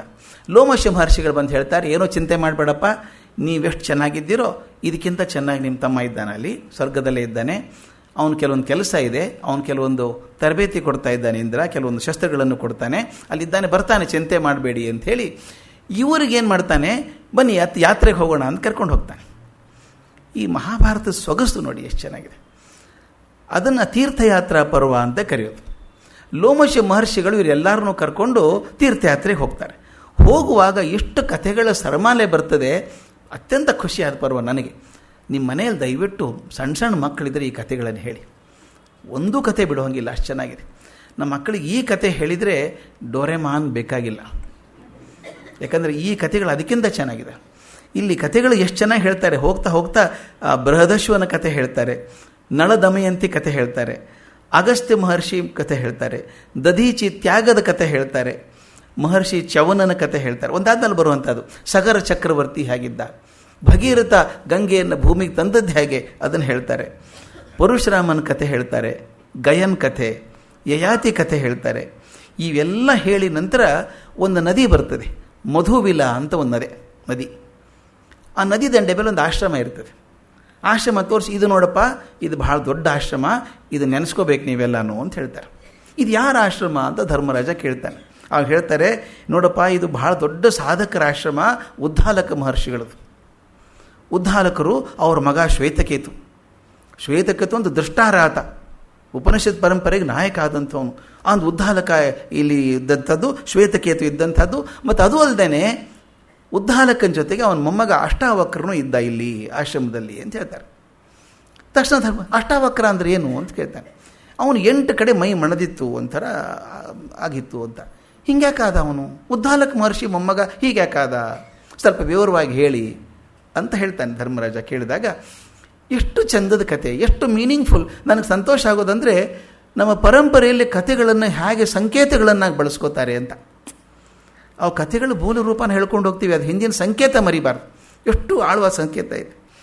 ಉದ್ದಾಲಕ ಸಾಕಷ್ಟು ಜನ ಶಿಷ್ಯರಿದ್ದರು ಉದ್ದಾಲಕನಿಗೆ. ಅದರಲ್ಲೊಬ್ಬ ಶಿಷ್ಯ ಕಹೋದ ಅಂತ, ಪ್ರಾಮಾಣಿಕ ಶಿಷ್ಯ, ಅತ್ಯಂತ ಬುದ್ಧಿವಂತ ಅಂತಲ್ಲ, ಅದರ ಅತ್ಯಂತ ಪ್ರಾಮಾಣಿಕ ಶಿಷ್ಯ. ಅವನಿಗೆ ಪ್ರಾಮಾಣಿಕತನಕ್ಕೆ ಮೆಚ್ಚಿ ಗುರು ಉದ್ದಾಲಕ ಏನು ಮಾಡಿದರು ಅಂದರೆ ತನ್ನ ಮಗಳು ಸುಜಾತ ಅನ್ನೋಳನ್ನು ಅವನು ಮದುವೆ ಮಾಡಿಕೊಟ್ರು. ಆಶ್ರಮದಲ್ಲೇ ಇರ್ತಿದ್ದ ಅವನು, ಮಗಳು ಅಳಿಯ ಅಲ್ಲೇ ಇರೋರು. ಆಕೆ ಗರ್ಭಿಣಿ ಆದಳು. ಈ ಕಹೋದ ಕೂಡ ಪಾಠ ಮಾಡ್ತಾ ಇದ್ದಲ್ಲ, ಅವನು ಆಶ್ರಮದಲ್ಲಿ ಇರುವಂಥವನು ಋಷಿಗೆ ಪಾಠ ಮಾಡ್ತಾ ಇದ್ದ. ಪಾಠ ಮಾಡುವಾಗ ಈ ಗರ್ಭಿಣಿಯಾದ ಅವನ ಹೆಂಡತಿ ಸುಜಾತ ಪಾಠ ಮಾಡುವಾಗ ತಾನು ಕೂತ್ಕೋಬೇಕು ಅಲ್ಲಿ ಬಂತು. ಆಕೆಗೆ ಉದ್ದೇಶ ಅಂದರೆ ಹೊಟ್ಟೆಯಲ್ಲಿರುವಂಥ ಮಗು ಕೂಡ ಒಂದು ಪುಣ್ಯಶ್ರವಣ ಆಗಲಿ, ಆ ಕಥೆಗಳ ಪಾಠ ಅವನ ಕಿವಿ ಮೇಲೆ ಬೀಳಲಿ ಅಂತ ಕೂಡಿಸ್ತಾ ಇದ್ಲು. ಅಂದರೆ ಎಷ್ಟು ಚೆನ್ನಾಗಿದೆ ನೋಡಿ, ಆಗ ಕೂಡ ಕಿವಿ ಮೇಲೆ ಏನು ಬೀಳಬೇಕು ಆವಾಗ ಅಂತ, ಒಳ್ಳೆಯದು ಬೀಳಲಿ ಅಂತ ಕೂಡ್ತಾ ಇದ್ಲು. ಆ ಮಗು ಇತ್ತಲ್ಲ, ಹೊಟ್ಟೆಯಲ್ಲಿ ಇತ್ತಲ್ಲ ಮಗು, ಅದೆಲ್ಲ ಕೇಳಿಸ್ಕೊತಾ ಇತ್ತು. ಎಲ್ಲ ಶಾಸ್ತ್ರಗಳನ್ನು ಅರಗಿಸ್ಕೊಂಡ್ಬಿಡ್ತು. ಒಂದು ದಿವಸ ಅದು ಯಾವ ಮೂಡಲ್ಲೇ ಇದ್ನೋ ಗೊತ್ತಿಲ್ಲ, ಕಹೋದ ಏನೋ ಪಾಠ ಮಾಡ್ತಿರ್ಬೇಕಾದ್ರೆ ಹೊಟ್ಟೆಯಲ್ಲಂತ ಮಗು ಮಾತಾಡೋಕ್ಕೆ ಶುರು ಮಾಡ್ತು. ಅಪ್ಪನಿಗೆ ಕೇಳಿಸೋ ಹಾಗೆ, ಅಪ್ಪ ನಿಮ್ಮ ಕೃಪೆಯಿಂದ ಎಲ್ಲ ಶಾಸ್ತ್ರಗಳ ಜ್ಞಾನ ನನಗೆ ಆಗ್ತಾ ಇದೆ ಈಗ, ಆದರೆ ಇವತ್ತೇನು ಹೇಳ್ತಿದ್ದೀರಿ ನೀವು ತಪ್ಪಾಗಿ ಹೇಳ್ತಾ ಇದ್ದೀರಿ, ದಯವಿಟ್ಟು ತಪ್ಪಾಗಿ ಹೇಳಬೇಡಿ ಅಂತ. ಇವನ ಅಪ್ಪ ಮೇಷ್ಟ್ರು ಕೂಡ ಹೌದಲ್ಲ, ಬರೀ ಅಪ್ಪ ಆಗಿಲ್ಲ. ಒಂದು 20 ಜನ ವಿದ್ಯಾರ್ಥಿಗಳು ಕೂತಿದ್ದಾರೆ ಮುಂದೆ. ಅವ್ರ ಮುಂದೆ ಆ ಹುಡುಗನಿಗೆ ಕಾಣಿಸಿಲ್ಲ, ಮತ್ತು ಬೇರೆ. ಆದರೆ ಆ ಹುಡುಗ ಏನಂದ, ನೀವು ಹೇಳೋದು ತಪ್ಪು ಹೇಳ್ತೀರಿ ಅನ್ನಲ್ಲ. ಇವನಿಗೆ ಸ್ವಲ್ಪ ಈಗೋ ಹರ್ಟ್ ಆಗಿಬಿಡ್ತು. ನಾನು ಗುರು ಇದ್ದೇನೆ, ತಂದೆ ಇದ್ದೀನಿ, ನಾನು ಹೇಳೋದು ತಪ್ಪಂತೀಯ ನೀನು? ಈ ಹುಟ್ಟೋದಕ್ಕಿಂತ ಮೊದಲೇ ಹೆಂಗೆ ಗುರು ಪರೀಕ್ಷೆ ಮಾಡೋವಂಥವು ನೀನು ಅಷ್ಟಾವಕ್ರ ಆಗಿ ಹುಟ್ಟು ಅಂತ ಶಾಪ ಕೊಟ್ಬಿಟ್ಟ. ಕೊಡೋದು ತನ್ನ ಮಗನಿಗೆ ಅಷ್ಟಾವಕ್ರ ಆಗಿ ಹುಟ್ಟು ಅಂತ ಕೊಟ್ಬಿಟ್ಟ ಶಾಪ. ಆಗ 9 ತಿಂಗಳ ಗರ್ಭಿಣಿ ಆಕೆ. ಮುಂದೆ ಒಂದು 20 ದಿವಸ ಆದಮೇಲೆ ಆಕೆ 10ನೇ ತಿಂಗಳಲ್ಲಿ ಕಾಲಿಟ್ಟಾಗ ಈ ಹೆಣ್ಮಕ್ಳಿಗೆ ಸಾಮಾನ್ಯವಾಗಿ ಭವಿಷ್ಯದ ಬಗ್ಗೆ ಚಿಂತೆ ಜಾಸ್ತಿ. ಹಾಗಿದೆ ಅಂತ ಸಂಸಾರ ಚೆನ್ನಾಗಿರ್ತವೆ, ಬರೀ ಗಂಡಸರ ಮೇಲೆ ಬಿಟ್ಟರೆ ಸಂಸಾರ ಕಷ್ಟ ಇತ್ತು. ಹೆಣ್ಮಕ್ಳು ಮುಂದಿನ ವಿಚಾರ ಮಾಡೋದು ಜಾಸ್ತಿ. ಏನು ಮಾಡೋದು? ಆಕೆ ಅಂತಾಳೆ, ಈ ಕಡೆ ದುಡ್ಡಿಲ್ಲ, ಏನೂ ಇಲ್ಲ, ಮಗು ಬೇರೆ ಹುಟ್ಟುತ್ತೆ, ಮುಂದೆ ಅದು ಕಾಳಜಿ ಮಾಡೋದು ಹೇಗೆ? ಸ್ವಲ್ಪ ಹಣ ಸಂಪಾದನೆ ಮಾಡ್ಕೊಂಬ. ಕೇಳಿದ್ದೀನಿ ನಾನು, ಜನಕ ಮಹಾರಾಜ ಹೋದವರಿಗೆಲ್ಲ ಪಂಡಿತರಿಗೆ ಸಾಕಷ್ಟು ಹಣ ಕೊಡ್ತಾನಂತೆ, ನೀನು ಜನಕನ ಕಡೆ ಹೋಗಿ ಸ್ವಲ್ಪ ಕೇಳ್ಕೊಂಡು ಹಣ ಸಂಪಾದನೆ ಮಾಡ್ಕೊಂಬ, ಮಗುವಿನ ಬೆಳವಣಿಗೆಗೆ ಅನುಕೂಲ ಆಗುತ್ತೆ ಅಂತ ಹೇಳ್ತಾಳೆ. ಇವನು ಹೋಗ್ತಾನೆ, ಜನಕ ಮಹರ್ಷಿ ಕಡೆ ಹೋಗ್ತಾನೆ. ಜನಕ ಮಹರ್ಷಿ ಇದರಲ್ಲಿ ಆಸ್ಥಾನದಲ್ಲಿ ವಂದಿ ಅಂತ ಒಬ್ಬ ಪಂಡಿತ, ಮಹಾನ್ ಪಂಡಿತ. ಅವನಿಗೊಂಚೂರು ಅಹಂಕಾರನೇ ಇತ್ತು. ಆ ಪಂಡಿತನ ಸೋಲಿಸಿದವ್ರು ಯಾರೂ ಇರಲಿಲ್ಲ. ಅವನ ಸಿಂಪಲ್ ಪ್ರಶ್ನೆ ಒಂದು, ಅಂದರೆ ಏನಂದರೆ ಯಾರೇ ಬಂದರೂ ಅವನ ಜೊತೆಗೆ ವಾದ ವಿವಾದ ಮಾಡಬೇಕು, ಗೆದ್ದರೆ ಏನು ಬೇಕಾದರೂ ಮಹಾರಾಜ ಕೊಡ್ತಿದ್ದ. ಅಕಸ್ಮಾತ್ ಆ ಪಂಡಿತರು ಬಂದವರು ವಂದಿ ಜೊತೆಗೆ ಸೋತ್ರೆ ಶಿಕ್ಷೆ ಗಂಭೀರವಾಗಿತ್ತು. ಅವ್ರನ್ನೆಲ್ಲ ಕರ್ಕೊಂಡು ಸಮುದ್ರದಲ್ಲಿ ಮುಳುಗಿಸಿ ಕೊಂದು ಬಿಡ್ತಿದ್ದ ಅವನು. ಅದು ಗೊತ್ತು, ಕಂಡೀಷನ್ನೇ ಹಾಗೆ. ಗೆದ್ದರೆ ನಿಮಗೆ ಬೇಕಾದಷ್ಟು ಐಶ್ವರ್ಯ ಸಿಗುತ್ತೆ, ಸೋತ್ರೆ ಪ್ರಾಣ ಹೋಗುತ್ತೆ, ಸಮುದ್ರದಲ್ಲಿ ಮುಳುಗಿಸ್ಕೊಳ್ತಾನೆ. ಈತ ಹೋಗಿದ್ದಾರೆ ಕಹೋದ, ಅವನ ಜೊತೆಗೆ ವಾದ ವಿವಾದ ಮಾಡಿದರು. ವಂದಿ ಪಂಡಿತ ಗೆದ್ದುಬಿಟ್ಟ. ಗೆದ್ದ ತಕ್ಷಣ ಇವನು ಕರ್ಕೊಂಡು ಹೋಗಿ ಸಮುದ್ರದಲ್ಲಿ ಹಾಕಿ ಮುಳುಗಿಸ್ಬಿಟ್ಟ. ಇಲ್ಲಿ ಉದ್ದಾಲಕನಿಗೆ ಗೊತ್ತಾಯ್ತು ಸುದ್ದಿ, ನನ್ನ ಅಳಿಯ ಇಲ್ಲ ಈಗ, ಸಮುದ್ರದಲ್ಲಿ ಮುಳುಗಿಸಿ ಕೊಂದುಬಿಟ್ಟ ವಂದಿ ಅಂತ. ಆಗೇನು ಮಾಡ್ತಾರೆ, ವಿಚಿತ್ರ ನೋಡಿ, ಎಷ್ಟು ಸಂಚಿತ್ರ ಕಥೆ ಇದು. ಆಗೇನು ಮಾಡ್ತಾರೆ ಅಂದರೆ, ಅಷ್ಟಾವಕ್ರನಿಗೆ ನಿಮ್ಮ ತಂದೆ ಇನ್ನೂ ಅಷ್ಟಾವಕ್ರ ಹುಟ್ಟಿದ್ದಾನೆ. 10ನೇ ತಿಂಗಳಿದ್ದಾಗಲೇ ಅವನು ಹೋದದ್ದು, ಅಂದರೆ ಮಗು ಮುಖಾನೇ ನೋಡಿಲ್ಲ ಕಹೋದ. ತೀರ್ಕೊಂಡ್ಮೇಲೆ ಆಮೇಲೆ ಹುಟ್ಟುತ್ತದೆ ಮಗು. ಇದು ಆ ಮಗುಗೆ ನಿಮ್ಮ ತಂದೆ ಇಲ್ಲ ಅಂತ ಹೇಳೋದೇ ಇಲ್ಲ ಉದ್ದಾಲಕ, ನಾನೇ ನಿಮ್ಮ ತಂದೆ ಅಂತ ಹೇಳಿಬಿಡ್ತಾನೆ. ಶ್ವೇತಕೇತು ನಿನ್ನ ಅಣ್ಣ ಅಂತ ಹೇಳಿ ಬೆಳೆಸ್ತಾನೆ. 12 ವರ್ಷ ಬೆಳೀತದೆ. 12 ವರ್ಷ ಸುದ್ದಿ ಗೊತ್ತೇ ಆಗೋಲ್ಲ ಅವನಿಗೆ. ಆ ಹುಟ್ಟುವಾಗಲೇ ಅಷ್ಟಾವಕ್ರ 8 ಕಡೆ ಬಗ್ಗಿಬಿಟ್ಟಿದೆ ದೇಹ, ಅದರದ್ದು ಪಾಪ ಒದ್ದಾಡ್ಕೊಂಡಿರುತ್ತೆ. ಬುದ್ಧಿವಂತ, ಅಸಾಧ್ಯ ಬುದ್ಧಿವ, ಸಾಮಾನ್ಯ ಬುದ್ಧಿ. ಇಬ್ಬರು ಕಲಿತಾ ಇರ್ತಾರೆ. ಶ್ವೇತಕೇತು ಕಲಿಬೇಕಾದ್ರೆ, ಶ್ವೇತಕೇತು ದೊಡ್ಡವನು ವಯಸ್ಸಲ್ಲಿ, ಇಬ್ಬರು ಅಣ್ಣ ಅಂತ ಕರಿತಿರ್ತಾನೆ ಅವನ. 12 ವರ್ಷ ಆದಮೇಲೆ ಒಂದು ದಿವಸ ಯಾವುದೋ ಒಂದು ಕಾರಣಕ್ಕೆ ಶ್ವೇತಕೇತು ಅಪ್ಪನ ತೊಡೆ ಮೇಲೆ ಕೂತ್ಕೊಂಡ. ನಮ್ಮ ಧ್ರುವನ ಕತೆ ನೆನಪಾಗಬೇಕು. ಅಪ್ಪನ ತೊಡೆ ಮೇಲೆ ಕೂತ್ಕೊಂಡಾಗ ನಾನು ಕೂಡ್ತೀನಿ ಸರಿ ಅಂದಾಗ, ನಿಮ್ಮಪ್ಪನ ತೊಡೆ ಅಲ್ಲ ಇದು ಅಂದ್ಬಿಡ್ತಾನು. ಹಾಗೆ ನಮ್ಮಪ್ಪ ಯಾರು ಅಂದಾಗ ಉದ್ದಾಲಕ ಕೂಡಿಸ್ಕೊಂಡು ಹೇಳ್ತಾನೆ, ಹೀಗಾಯ್ತಪ್ಪ, ನಿನಗೆ ಹೇಳಿರಲಿಲ್ಲ, ಚಿಕ್ಕ ವಯಸ್ಸು, ಮನಸ್ಸಿಗೆ ಆಘಾತ ಆಗಬಾರ್ದು ಅಂತ ಹೇಳಿರಲಿಲ್ಲ ಅಂತಾನೆ. ಆ ಹುಡುಗನ ತಲೆಯಲ್ಲಿ ಕೂತ್ಕೊಂಡ್ಬಿಡುತ್ತೆ. ಆ ವಂದಿ ಪಂಡಿತ ನಮ್ಮ ತಂದೆಯನ್ನು ಸೋಲಿಸಿ ಸಮುದ್ರದಲ್ಲಿ ಮುಳುಗಿಸ್ಕೊಂಡಿದ್ದಾನೆ, ವಂದಿ ಪಂಡಿತನ ಸೋಲಿಸ್ಬೇಕು ನಾನೀಗ, ಹೋಗೋಣ ನಡಿ ಅಂತ ಹೇಳಿ ಶ್ವೇತಕೇತುನ ಕರ್ಕೊಂಡು ಜನಕರ ಆಸ್ಥಾನಕ್ಕೆ ಹೋಗ್ತಾನೆ. ಇಷ್ಟು ಚಂದ ಅದು, ಪರ್ವ ಓದಬೇಕಾದ್ರೆ ಬಹಳ ಚೆನ್ನಾಗಿದೆ. ಜನಕನ ಆಸ್ಥಾನಕ್ಕೆ ಹೋಗುವಾಗ ಹೊರಗಿರ್ತಾರಲ್ಲ, ಕಾಯ್ತಿರ್ತಾರಲ್ಲ ರಸ್ತೆ ಕಾಯೋರು, ಗೇಟ್ ಕೀಪರ್, ಒಳಗೆ ಬಿಡಲ್ಲ ಇವನ. ಎದಕ್ಕೆ ಬಂದಿದ್ಯಾ ನೀನು ಅಂತ ಕೇಳ್ತಾರೆ. ನಾನು ವಂದಿ ಜೊತೆಗೆ ವಾದ ವಿವಾದ ಮಾಡೋದಕ್ಕೆ ಬಂದಿದ್ದೇನೆ ಅಂತಾನೆ. ಅವ್ರು ಹೇಳ್ತಾರೆ, ನೀನು ಪುಟ್ಟ ಹುಡುಗ, ಒಂದಿ ಮಹಾಪಂಡಿತ, ಎಂತಿಂಥ ದೊಡ್ಡ ದೊಡ್ಡ ಪಂಡಿತರೇ ಸೋತು ಹೋಗಿದ್ದಾರೆ, ನೀನೇನು ಹೋಗ್ತೀಯಾ ಅಂತ. ತಕ್ಷಣ ಹುಡುಗ ಹೇಳ್ತಾನೆ, ನಿನ್ನಂಥ ಮೂರ್ಖ ಯಾರೂ ಇಲ್ಲ, ನೀನು ಬುದ್ಧಿವಂತಿಕೆಯಿಂದ ವಯಸ್ಸಿಂದ ಅಳಿತಾ ಇದ್ದೀಯಾ ಅಂತ ಶುರು ಮಾಡ್ತಾನೆ. ವಯಸ್ಸಿಗೂ ಬುದ್ಧಿಗೂ ಏನೂ ಸಂಬಂಧ ಇಲ್ಲ, ಅಲ್ಲಿಂದನೇ ಶುರು. ಅಲ್ಲಿಂದ ಹೋಗಿ ಒಂದಿ ಜೊತೆಗೆ ಚರ್ಚೆ. ಆ ಪ್ರಶ್ನೋತ್ತರ ತುಂಬ ಚೆನ್ನಾಗಿದೆ. ಅದರಲ್ಲಿ ಕೆಲವು ಪ್ರಶ್ನೆಗಳು ಮೇಲೆ ಹೇಳಿದ್ನಲ್ಲ, ಅದೇ ಥರದ ಪ್ರಶ್ನೆಗಳು ಇಲ್ಲಿ ಬರ್ತದೆ. ಕೊನೆಗೆ ಒಂದು ಪ್ರಶ್ನೆ ಕೇಳಿ, 13ನೇ ಪ್ರಶ್ನೆ ಅಂತ ಹೇಳ್ತಾರೆ, ಭಾಳ ಕಷ್ಟದ ಪ್ರಶ್ನೆ ಅದು. ಕೇಳಿ ಒಂದಿಯನ್ನು ಸೋಲಿಸ್ಬಿಡ್ತಾನೆ ಹುಡುಗ. ಸೋಲಿಸಿದ ತಕ್ಷಣ ಶಿಕ್ಷೆ ಕೊಡಬೇಕಲ್ಲ ಅವನಿಗೆ. ಏನು ಕೊಡಬೇಕು? ನೀನು ಸಮುದ್ರದ ಮುಳುಗಿ ಸಾಯಬೇಕು ಅಂತ ಹೇಳ್ತಾನೆ. ಒಂದೇ ಹೇಳ್ತಾನೆ, ನೋಡಪ್ಪ ನಿಮ್ಮೊಂದು ವಿಷಯ ಹೇಳಬೇಕು, ಯಾರಿಗೂ ಹೇಳಿಲ್ಲ ಇದುವರೆಗೂ, ಯಾಕಂದರೆ ಸೋತೇ ಇಲ್ಲ ಇದುವರೆಗೂ ನಾನು ಯಾರಿಗೂ, ಇದು ಫಸ್ಟ್ ಟೈಮ್ ಸೋಲ್ತಾ ಇರೋದು ನಾನು. ನಿನಗೆ ಹೇಳಬೇಕು, ನಾನು ಸಮುದ್ರದಲ್ಲಿ ಮುಳುಗಿದ್ರೆ ಸಾಯೋಲ್ಲ. ಯಾಕೆ ಗೊತ್ತಾ? ನಾನು ವರುಣನ ಮಗ, ಒಂದಿ ನಾನು ವರುಣನ ಮಗ, ಆದರೆ ನೀರಿನ ಜೊತೆಗೆ ಇರೋ ನಾನು ವರುಣನ ಮಗ, ಆದ್ದರಿಂದ ನೀರಲ್ಲಿ ಮುಳುಗಿ ಸಾಯೋಕ್ಕಾಗಲ್ಲ ನನಗೆ. ಮತ್ತು ಇನ್ನೊಂದು ವಿಷಯ ಹೇಳಬೇಕು, ನನ್ನಿಂದ ಸೋತಂತಹ ಪಂಡಿತರು ಯಾರ್ಯಾರಿದ್ರೋ ಅವ್ರು ಯಾರೂ ಸತ್ತಿಲ್ಲ. ನಮ್ಮಪ್ಪ ವರುಣ ದೊಡ್ಡ ಯಜ್ಞ ಮಾಡ್ತಿದ್ದಾನೆ, ಒಳ್ಳೆ ಪಂಡಿತರು ಸಿಗಲ್ಲ ಅವನಿಗೆ, ಅದಕ್ಕೆ ಬಂದಿದ್ದೀನಿ ನಾನಿಲ್ಲಿ. ಯಾರ್ಯಾರು ಸೋಲ್ತಾರಲ್ಲ ಅವ್ರು ನೀರು ಸಮುದ್ರದಲ್ಲಿ ಮುಳುಗಿಸೋದಂದ್ರೆ ಏನರ್ಥ? ಇಲ್ಲಿಂದ ವರುಣನ ಕಡೆ ಕಳಿಸ್ತಾ ಇದ್ದೀನಿ, ಅಲ್ಲಿ ಯಜ್ಞ ಮಾಡ್ತಿದ್ದಾರೆ ಅವ್ರು, ಕರ್ಕೊಂಬರ್ತೀನಿ ಅವ್ರು ಎಲ್ಲರೂ, ಕಾಜಿ ಬಿಡಿ, ನಿಮ್ಮಪ್ಪ ಏನೂ ಆಗಿಲ್ಲ, ಕರ್ಕೊಂಬರ್ತೀನಿ ಅಂತ ಹೇಳಿ ಕಹೋದನ್ನು ಕರ್ಕೊಂಬರ್ತಾನೆ. ಆಗ ಈ ಹುಡುಗ ಅಷ್ಟಾವಕ್ರ, ಅಣ್ಣ ಶ್ವೇತಕೇತು, ಸೋದರ ಮಾವ ಆಗಬೇಕು ಶ್ವೇತಕೇತು, ಹಾಗೂ ಅಪ್ಪ ಕೂತ್ಕೊಂಡು ಮತ್ತೆ ಆಶ್ರಮಕ್ಕೆ ಬರ್ತಾರೆ. ಆಶ್ರಮಕ್ಕೆ ಬಂದಾಗ ಅಪ್ಪನಿಗೆ ಅನಿಸುತ್ತೆ, ನೋಡೋ ಮಗು, ಎಲ್ಲರೂ ತಂದೆಯಿಂದ ಮಕ್ಕಳು ದೊಡ್ಡವರಾಗ್ತಾರೆ, ತಂದೆ ಮಕ್ಕಳನ್ನು ಉದ್ಧಾರ ಮಾಡ್ತಾನೆ, ಆದರೆ ನಿನ್ನ ಪ್ರಸಂಗದಲ್ಲಿ ನಿನ್ನಿಂದ ನಾನು ಉದ್ಧಾರ ಆದೆ, ನಾನು ಸತ್ಯ ಹೋಗ್ಬಿಟ್ಟಿದ್ದೆ ಒಂದು ರೀತಿ ನೋಡಿದಾಗ ಪ್ರಪಂಚ ದೃಷ್ಟಿಯಿಂದ. ನಾನು ವಾಪಸ್ ಕರ್ಕೊಂಬಂದಿಯಲ್ಲ, ನಿನಗೇನಾದರೂ ವರ ಕೊಡಬೇಕು, ನಾನು ಏನು ದೊಡ್ಡ ವರ ಕೊಡಲ್ಲ ನಿನಗೆ, ಈ ಮಧುವಿಲ ಅಂತ ನದಿ ಇದೆಯಲ್ಲ, ನದಿಯಲ್ಲಿ ಮುಳುಗಿ ಸ್ನಾನ ಮಾಡಿ ಬಾ ನೀನು ಅಂತ ಹೇಳ್ತಾರೆ. ಯಾಕೆ? ನೀನು ಮಾಡಿ ಬಾ, ಹೇಳ್ತೀನಿ, ನಾನು ವರ ಕೊಡ್ತೀನಿ ನಿನಗೆ ಅಂತ. ಆ ಹುಡುಗ ಅಷ್ಟಾವಕ್ರ ಆ ಮಧುವಿಲ ನದಿಯಲ್ಲಿ ಹೋಗಿ ಮುಳುಗಿ ಎದ್ದು ಹೊರಗೆ ಬಂದಾಗ ಅವನ ಆಕಾರ ಮತ್ತು ಸುಂದರಾಂಗ ಆಗಿರ್ತಾನೆ, ಅಷ್ಟಾವಕ್ರತೆ ಹೋಗ್ಬಿಡ್ತದೆ, ತುಂಬ ಸುಂದರ ಆಗ್ತಾನೆ. ಆದ್ದರಿಂದ ಆ ನದಿ ಹೆಸರು ಕೂಡ ಬದಲಾಗಿ ಮಧುವಿಲ ಅನ್ನೋದು ಹೋಗಿ ಸಮಂಗ ಅಂತಾಗತ್ತೆ. ಅಂಗಗಳೆಲ್ಲ ಸಮ ಆಯ್ತಿ ಒಂದು ಅಂತೇಳಿ ಸಮಂಗ ಅಂತ ಹೆಸರಿಡ್ತಾರೆ. ಇದನ್ನು ಲೋಮಶ ಮಹರ್ಷಿಗಳು ಹೇಳ್ತಾರೆ.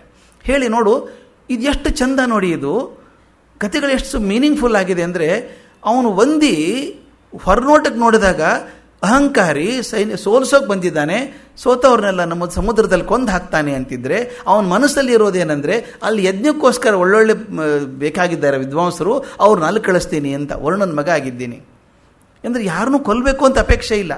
ಮತ್ತು ಕಹೋದನ್ನು ವಾಪಸ್ ಕರ್ಕೊಂಬರ್ತಾನೆ. ಅಪ್ಪ ಕೂಡ ಯಾವುದೋ ಒಂದು ಕ್ಷಣದ ತೀವ್ರತೆಗೊಳಗಾಗಿ ಶಾಪ ಕೊಟ್ಟಂಥವನು ಮಗನಿಗೆ ಉಶಾಪ ಮಾಡ್ತಾನೆ, ಅವನು ಅಷ್ಟಾವಕ್ರತೆ ಹೋಗು ಹಾಗೆ ಮಾಡ್ತಾನೆ. ಸಣ್ಣ ಹುಡುಗ ಅಂದರೆ ವಯಸ್ಸು ಮುಖ್ಯ ಅಲ್ಲ, ಆ ಅಷ್ಟಾವಕ್ರನಾಗಿದ್ದವನು ಅಪ್ಪನನ್ನು ಸೋಲಿಸಿದಂಥ ಒಂದಿಯನ್ನು ಸೋಲಿಸಿ ಬರುವಂಥ ಶಕ್ತಿ ಪಡ್ಕೊಂಡಿದ್ದ 12ನೇ ವಯಸ್ಸಿಗೆ ಅಂತೇಳಿ. ಈ ಚರ್ಚೆ ಏನಾಗುತ್ತೋ ಆ ಚರ್ಚೆಯನ್ನು ಹೇಳ್ತಾ ಹೋಗ್ತಾರೆ. ಈ ಪ್ರಶ್ನೋತ್ತರ ಅತ್ಯಂತ ಸುಂದರವಾದದ್ದು ಮತ್ತು ಪ್ರಯೋಜನಕಾರಿಯಾದಂಥದ್ದು. ಇದು ಮೊದಲನೇ ಪ್ರಶ್ನೋತ್ತರ ಬರೋದು ವನಪರ್ವದಲ್ಲಿ. ಇದು ಎರಡನೇದು ಬರೋದು ಬಹಳ ಮುಖ್ಯವಾಗಿ ಅಜಗರ ಪರ್ವ ಅಂತ ಹೇಳಿದೆ, 10ನೇ ಉಪಪರ್ವದಲ್ಲಿ ಬರುವಂಥದ್ದು. ಮೊದಲೇದು 7ನೇದು, ಇದು 10ನೇ ಉಪಪರ್ವದಲ್ಲಿ ಬರುವಂಥದ್ದು. ಅರ್ಜುನ ಬಂದ, ಸ್ವರ್ಗದಿಂದ ಬಂದ, ಅಣ್ಣನ ಖುಷಿಯಾಯಿತು. ಅಲ್ಲಿವರೆಗೂ ಅವರು ಕಾಮ್ಯಕ ವನದಲ್ಲಿದ್ದರು, ಅಲ್ಲಿಂದ ತಿರುಗಾಡ್ಕೊಂಡು ಹೊರಡ್ತಾರೆ, ಮತ್ತು ಬೃಹದಶ್ವನ ಆಶ್ರಮಕ್ಕೆ ಬರ್ತಾರೆ. ಅಲ್ಲೊಂದು ತಮಾಷೆ ಆಗುತ್ತೆ. ಅಲ್ಲಿ ಬಂದಾಗ ಒಬ್ಬ ಬೇಟೆಗಾರ ಬರ್ತಾನೆ, ಬಂದು ಭೀಮನ ಮುಂದೆ ವರ್ಣನೆ ಮಾಡ್ತಾನೆ, ಇಲ್ಲೇನು ಕಾಡಿದೆಯಲ್ಲ, ಇಂಥ ಕಾಡು ಪ್ರಪಂಚದಲ್ಲಿ ಎಲ್ಲೂ ಇಲ್ಲ, ಇಲ್ಲಿರುವಂಥ ಬಲಶಾಲಿಯಾದಂಥ ಆನೆಗಳ ಪ್ರಪಂಚದಲ್ಲಿ ಎಲ್ಲೂ ಇಲ್ಲ, ಇಲ್ಲಿರುವಂಥ ಸಿಂಹಗಳು ಗರ್ಜನೆ ಹಾಕಿದರೆ ಪರ್ವತಗಳು ಉರುಳಿ ಬೀಳ್ತವೆ, ಅಂಥ ಅದ್ಭುತ ಸಿಂಹಗಳಿದ್ದಾವೆ, ಇಲ್ಲಿ ಯಾರೂ ಬೇಟೆ ಆಡುವಂಥ ಗಟ್ಟಿಗರಿಲ್ಲ ಅಂತ ಹೇಳ್ತಾನೆ. ಇದಕ್ಕಿಂತ ಪ್ರಚೋದನೆ ಬೇಕಾ ಭೀಮನಿಗೆ? ಹೌದಾ, ನನ್ನಂಥ ಬೇಟೆಗಾರ ಸಿಕ್ಕಿಲ್ಲ, ಓಕೆ ನಾನು ಹೋಗ್ತೀನಿ ಅಂತಾನೆ. ಅದೊಂದು ಬೇಟೆಗಾರ ತನ್ನ ವಿಮಾನದಿಂದ ಹೇಳ್ಕೊಂಡಂಥ ನಮ್ಮ ಪರ್ವತ ಕಾಡು ಇಷ್ಟು ದೊಡ್ಡವಾಗಿದೆ, ಪ್ರಾಣಿಗಳು ಜೋರಾಗಿದೆ ಅಂತ ಹೇಳಿದ್ದು ಇವನಿಗೊಂದು ಆಹ್ವಾನ ಸಿಕ್ಕಂಗಾಯಿತು. ಭೀಮ ಹೊರಟೆ ಬಿಟ್ಟ. ಇಷ್ಟು ಚೆಂದ ಆ ಪರ್ವ ಓದಬೇಕಂದ್ರೆ ವ್ಯಾಸರ ಶಕ್ತಿ ಅಂಥದ್ದು. ಆ ನಾಟಕೀಯ ಸಮುದ್ರ ಬರುವಂಥದ್ದೇ ಅಂದರೆ ಭೀಮ ನಡ್ಕೊಂಡು ಹೋಗ್ತಿರ್ಬೇಕಾದ್ರೆ ಹೇಗೆ ಹೋಗ್ತಿದ್ದ ಅಂತ ಇದು ಕಣ್ಣು ಮುಂದೆ ಕಟ್ಟೋಂಗಿದೆ. ಭೀಮ ಹೆಜ್ಜೆ ಇಟ್ಕೊಂಡು ಹೋದರೆ ಪರ್ವತಗಳ ಗಿರಿಗಳು ಉರುಳೋಕೆ ಶುರು ಮಾಡ್ತಂತೆ. ಅವನು ದೊಡ್ಡ ಹೆಜ್ಜೆ ಇಟ್ಟಾಗ ಪರ್ವತ ಗಿರಿ ಉರುಳ್ತಾ ಇತ್ತಂತೆ. ಇವೇನು ಹೇಳಿದ್ನಲ್ಲ ಭಾರಿ ಸಿಂಹಗಳಿದ್ದಾವೆ ಅಂತ, ಓಡಿ ಹೋಗ್ತಿದ್ವು ಅಂತ ಇವನು ಕಂಡ್ರೆ. ಆನೆಗಳು ದಿಕ್ಕಾಪಾಲಾಗಿ ಓಡಿ ಹೋಗ್ತಿದ್ವು ಅಂತೆ. ಅವನು ಹುಲಿಗಳನ್ನು ಹೊಡಿಬೇಕಾದ್ರೆ ಬಾಣ ಗಿಣ ಏನೋ ತೊಗೊಳ್ಳಿಲ್ಲ ಅಂತ ಕೈಯಿಂದ ಹೊಡೆದು ಕೊಲ್ತಿದ್ದಂತೆ ಹುಲಿಗಳನ್ನು ಭೀಮ. ಅಂದರೆ ಒಂದು ಕಡೆ ಹ್ಯಾಂಗೆ ಕ್ರಿಯೇಟ್ ಮಾಡ್ತಾರೆ ಅಂದರೆ ಇಂಥ ಭೀಮ ಇವನು, ಅದ್ಭುತ ಭೀಮ. ಪರ್ವತದ ಗಿರಿಗಳು ಬೀಳ್ತವೆ, ಸಿಂಹಗಳು ಓಡಿ ಹೋಗ್ತವೆ, ಆನೆಗಳು ಅಂಜಿ ಓಡಿ ಹೋಗ್ತವೆ, ಹುಲಿಗಳನ್ನು ಕೈಯಿಂದ ಕೊಂದು ಹಾಕ್ತಾನೆ ಅನ್ನುವಂಥ ಭೀಮ ಅಂತ ಎತ್ತರಕ್ಕೆ ತೊಗೊಂಡು ಹೋಗ್ತಾರೆ ವ್ಯಾಸರು. ತೊಗೊಂಡು ಹೋಗಿ ಮುಂದೆ ಒಂದು ಕ್ಷಣದಲ್ಲಿ ಏನಾಗಿಬಿಡುತ್ತೆ ನೋಡಿ ಅದು. ಇಂಥ ಭೀಮ, ಅವನಂಥ ಪರಾಕ್ರಮೀನ್ ಯಾರೂ ಇಲ್ಲ ಅಂತ ಹೇಳ್ಕೊಂಡು ಹೋದವರು ಮರುಕ್ಷಣದಲ್ಲಿ ಒಂದು ಹಾವಿನ ಬಾಲದ ಮೇಲೆ ಕಾಲಿಟ್ಬಿಡ್ತಾನೆ. ಹಾವು ಬಿದ್ದು ಎಷ್ಟು ವರ್ಷ ಆಯಿತು, ಅದು ಬಿದ್ದುಬಿಟ್ಟಿದೆ ಅಲ್ಲೇನು. ಅದು ಕಾಲು ಇಟ್ಟ ತಕ್ಷಣ ಅದು ಏನು ಮಾಡುತ್ತೆ ಅಂದರೆ ಸರ್ರಂತ ಕಾಲಿ ಸುತ್ಕೊಂಡ್ಬಿಡುತ್ತೆ. ಕಾಲಿ ಸುತ್ಕೊಂಡು ಸೊಂಟಕ್ಕೆ ಸುತ್ಕೊಂಡು ಕತ್ತಿ ಸುತ್ಕೊಂಡ್ಬಿಡುತ್ತೆ. ಅವನು ಹೇಳ್ತಾನೆ, ಭೀಮ ಏನಾಯಿತು ಅಂತ ಗೊತ್ತಾಗೋದ್ರೊಳಗೆ ತೊಡೆ, ಸೊಟ್ಟ, ಕುತ್ತಿಗೆ 3 ಕಡೆ ಹಾವು ಬಿಕ್ಕೊಂಡ್ಬಿಡ್ತದೆ. ಬಿಗದಾಗ ಉಸಿರಾಡ್ಸೋಕ್ಕಾಗಲ್ಲ ಭೀಮನಿಗೆ. ಇದು ಕಣ್ಮುಂದು ಚಿತ್ರ ಬರಬೇಕು ನಿಮಗೆ. ಎಂಥ ಭೀಮ ಅವನು, ಅಂಥ ಭೀಮ. ಗಿರಿಗಳು ಬೀಳುವಂಥ ಭೀಮ, ಸಿಂಹ ಓಡಿ ಹೋಗುವಂಥ ಭೀಮ, ಆನೆ ಹೋಗುವಂಥ, ಹುಲಿಗಳನ್ನು ಕೈಯಿಂದ ಹೊಡೆದಾಗುವಂಥ ಭೀಮ ಅಂತಿಷ್ಟು ಎತ್ತರಕ್ಕೆ ತೊಗೊಂಡು ಹೋಗಿ ಮರುಕ್ಷಣದಲ್ಲಿ ಹಾವು ಸುತ್ತ ಹಾಕ್ಕೊಂಡ್ರೆ ಉಸಿರು ಗಟ್ಟಿ ಕಂಗಾಲಾಗಿಬಿಡ್ತಾನೆ ಭೀಮ. ಅಂದ್ರೆ ಹಾವು ಹೆಂಗಿರ್ಬೇಕದು. ಇದು ನಾಟಕೀಯ ಸೃಷ್ಟಿ ಮಾಡುವಂಥದ್ದು ಅದ್ಭುತ ಶಕ್ತಿ ಅದು. ಯಾರ್ದು ಹಾವು ಅದು? ಆಫ್ಟರ್ ಆಲ್ ಪರ್ವತಗಳು ಬೀಳ್ತಿರ್ಬೇಕಾದ್ರೆ ಹಾವಿಗೆ ಹೆದರುವಂಥ ಭೀಮನ. ಆದರೆ ಈ ಹಾವು ಹೇಗಿತ್ತು ಅಂದರೆ ಸುತ್ತಕೊಂಡ ಸರ್ಪ ಕುತ್ತಿಗೆ ಬಿಗದಾಗ ಕಂಗಾಲಾಗಿ ಕುತ್ಕೊಂಡ್ಬಿಡ್ತಾನೆ, ಅಲಗಾಡೋಕ್ಕಾಗಲ್ಲ. ಅಂದರೆ ಸರ್ಪದ ಶಕ್ತಿ ಅಂತದ್ದಿರಬೇಕು. ಇಲ್ಲಿ ಆಶ್ರಮದಲ್ಲಿ ಕೂತಿದ್ದಾನೆ ಧರ್ಮರಾಜ. ಅಪಶಕನಾಯ್ತು, ಅವನಿಗೆ ಏನೋ ಆಗಿದೆ ಭೀಮನಿಗೆ ಅನ್ನಿಸ್ತು. ಹುಡ್ಕಾಡ್ಕೊಂಡು ಬಂದ, ನೋಡ್ತಾನೆ ಹಾವು ಬಿಗಿಸ್ಕೊಂಡು ಕೂತಿದ್ದಾನೆ ಭೀಮ. ಕಣ್ಣಲ್ಲಿ ನೀರು, ಮಾತಾಡೋಕ್ಕೆ ಬರ್ತಾ ಇಲ್ಲ. ಆಗ ಅದೇ ಧರ್ಮರಾಜನ ಬುದ್ಧಿವಂತಿಕೆ ಅದು. ಮನಸ್ಸಿನ ಸ್ಥಿಮಿತತೆ ಹೇಗಿರ್ತದೆ ಅಲ್ಲಿ ಹೇಳ್ತಾನೆ, ನೀನು ಹಾವು ಅಲ್ಲಪ್ಪ, ಸರ್ಪ ಅಲ್ಲ, ನೀನು ಯಾರೋ ಮಹಾನುಭಾವ ಇರಬೇಕು. ಇಲ್ಲಾಂದರೆ ಇಂಥ ಪರಾಕ್ರಮಶಾಲಿಯಾದ ಭೀಮನ್ ಕಟ್ಟಿ ಹಾಕೋಕ್ಕೆ ಸಾಧ್ಯ ಇದೆಯಾ? ಇಂಥ ಭೀಮನ್ ಕಟ್ಟಿ ಹಾಕಿ ನೀನು ಯಾರಿದ್ಯಾ ಮಾರಾಯ, ಹೇಳು ನನಗೆ ಅಂತ. ಆ ಸರ್ಪ ಮಾತಾಡುತ್ತೆ, ನೀನು ಯಾರು ಹೇಳು ಮೊದಲು ಅನ್ನತ್ತೆ. ನೀನು ಯಾರು?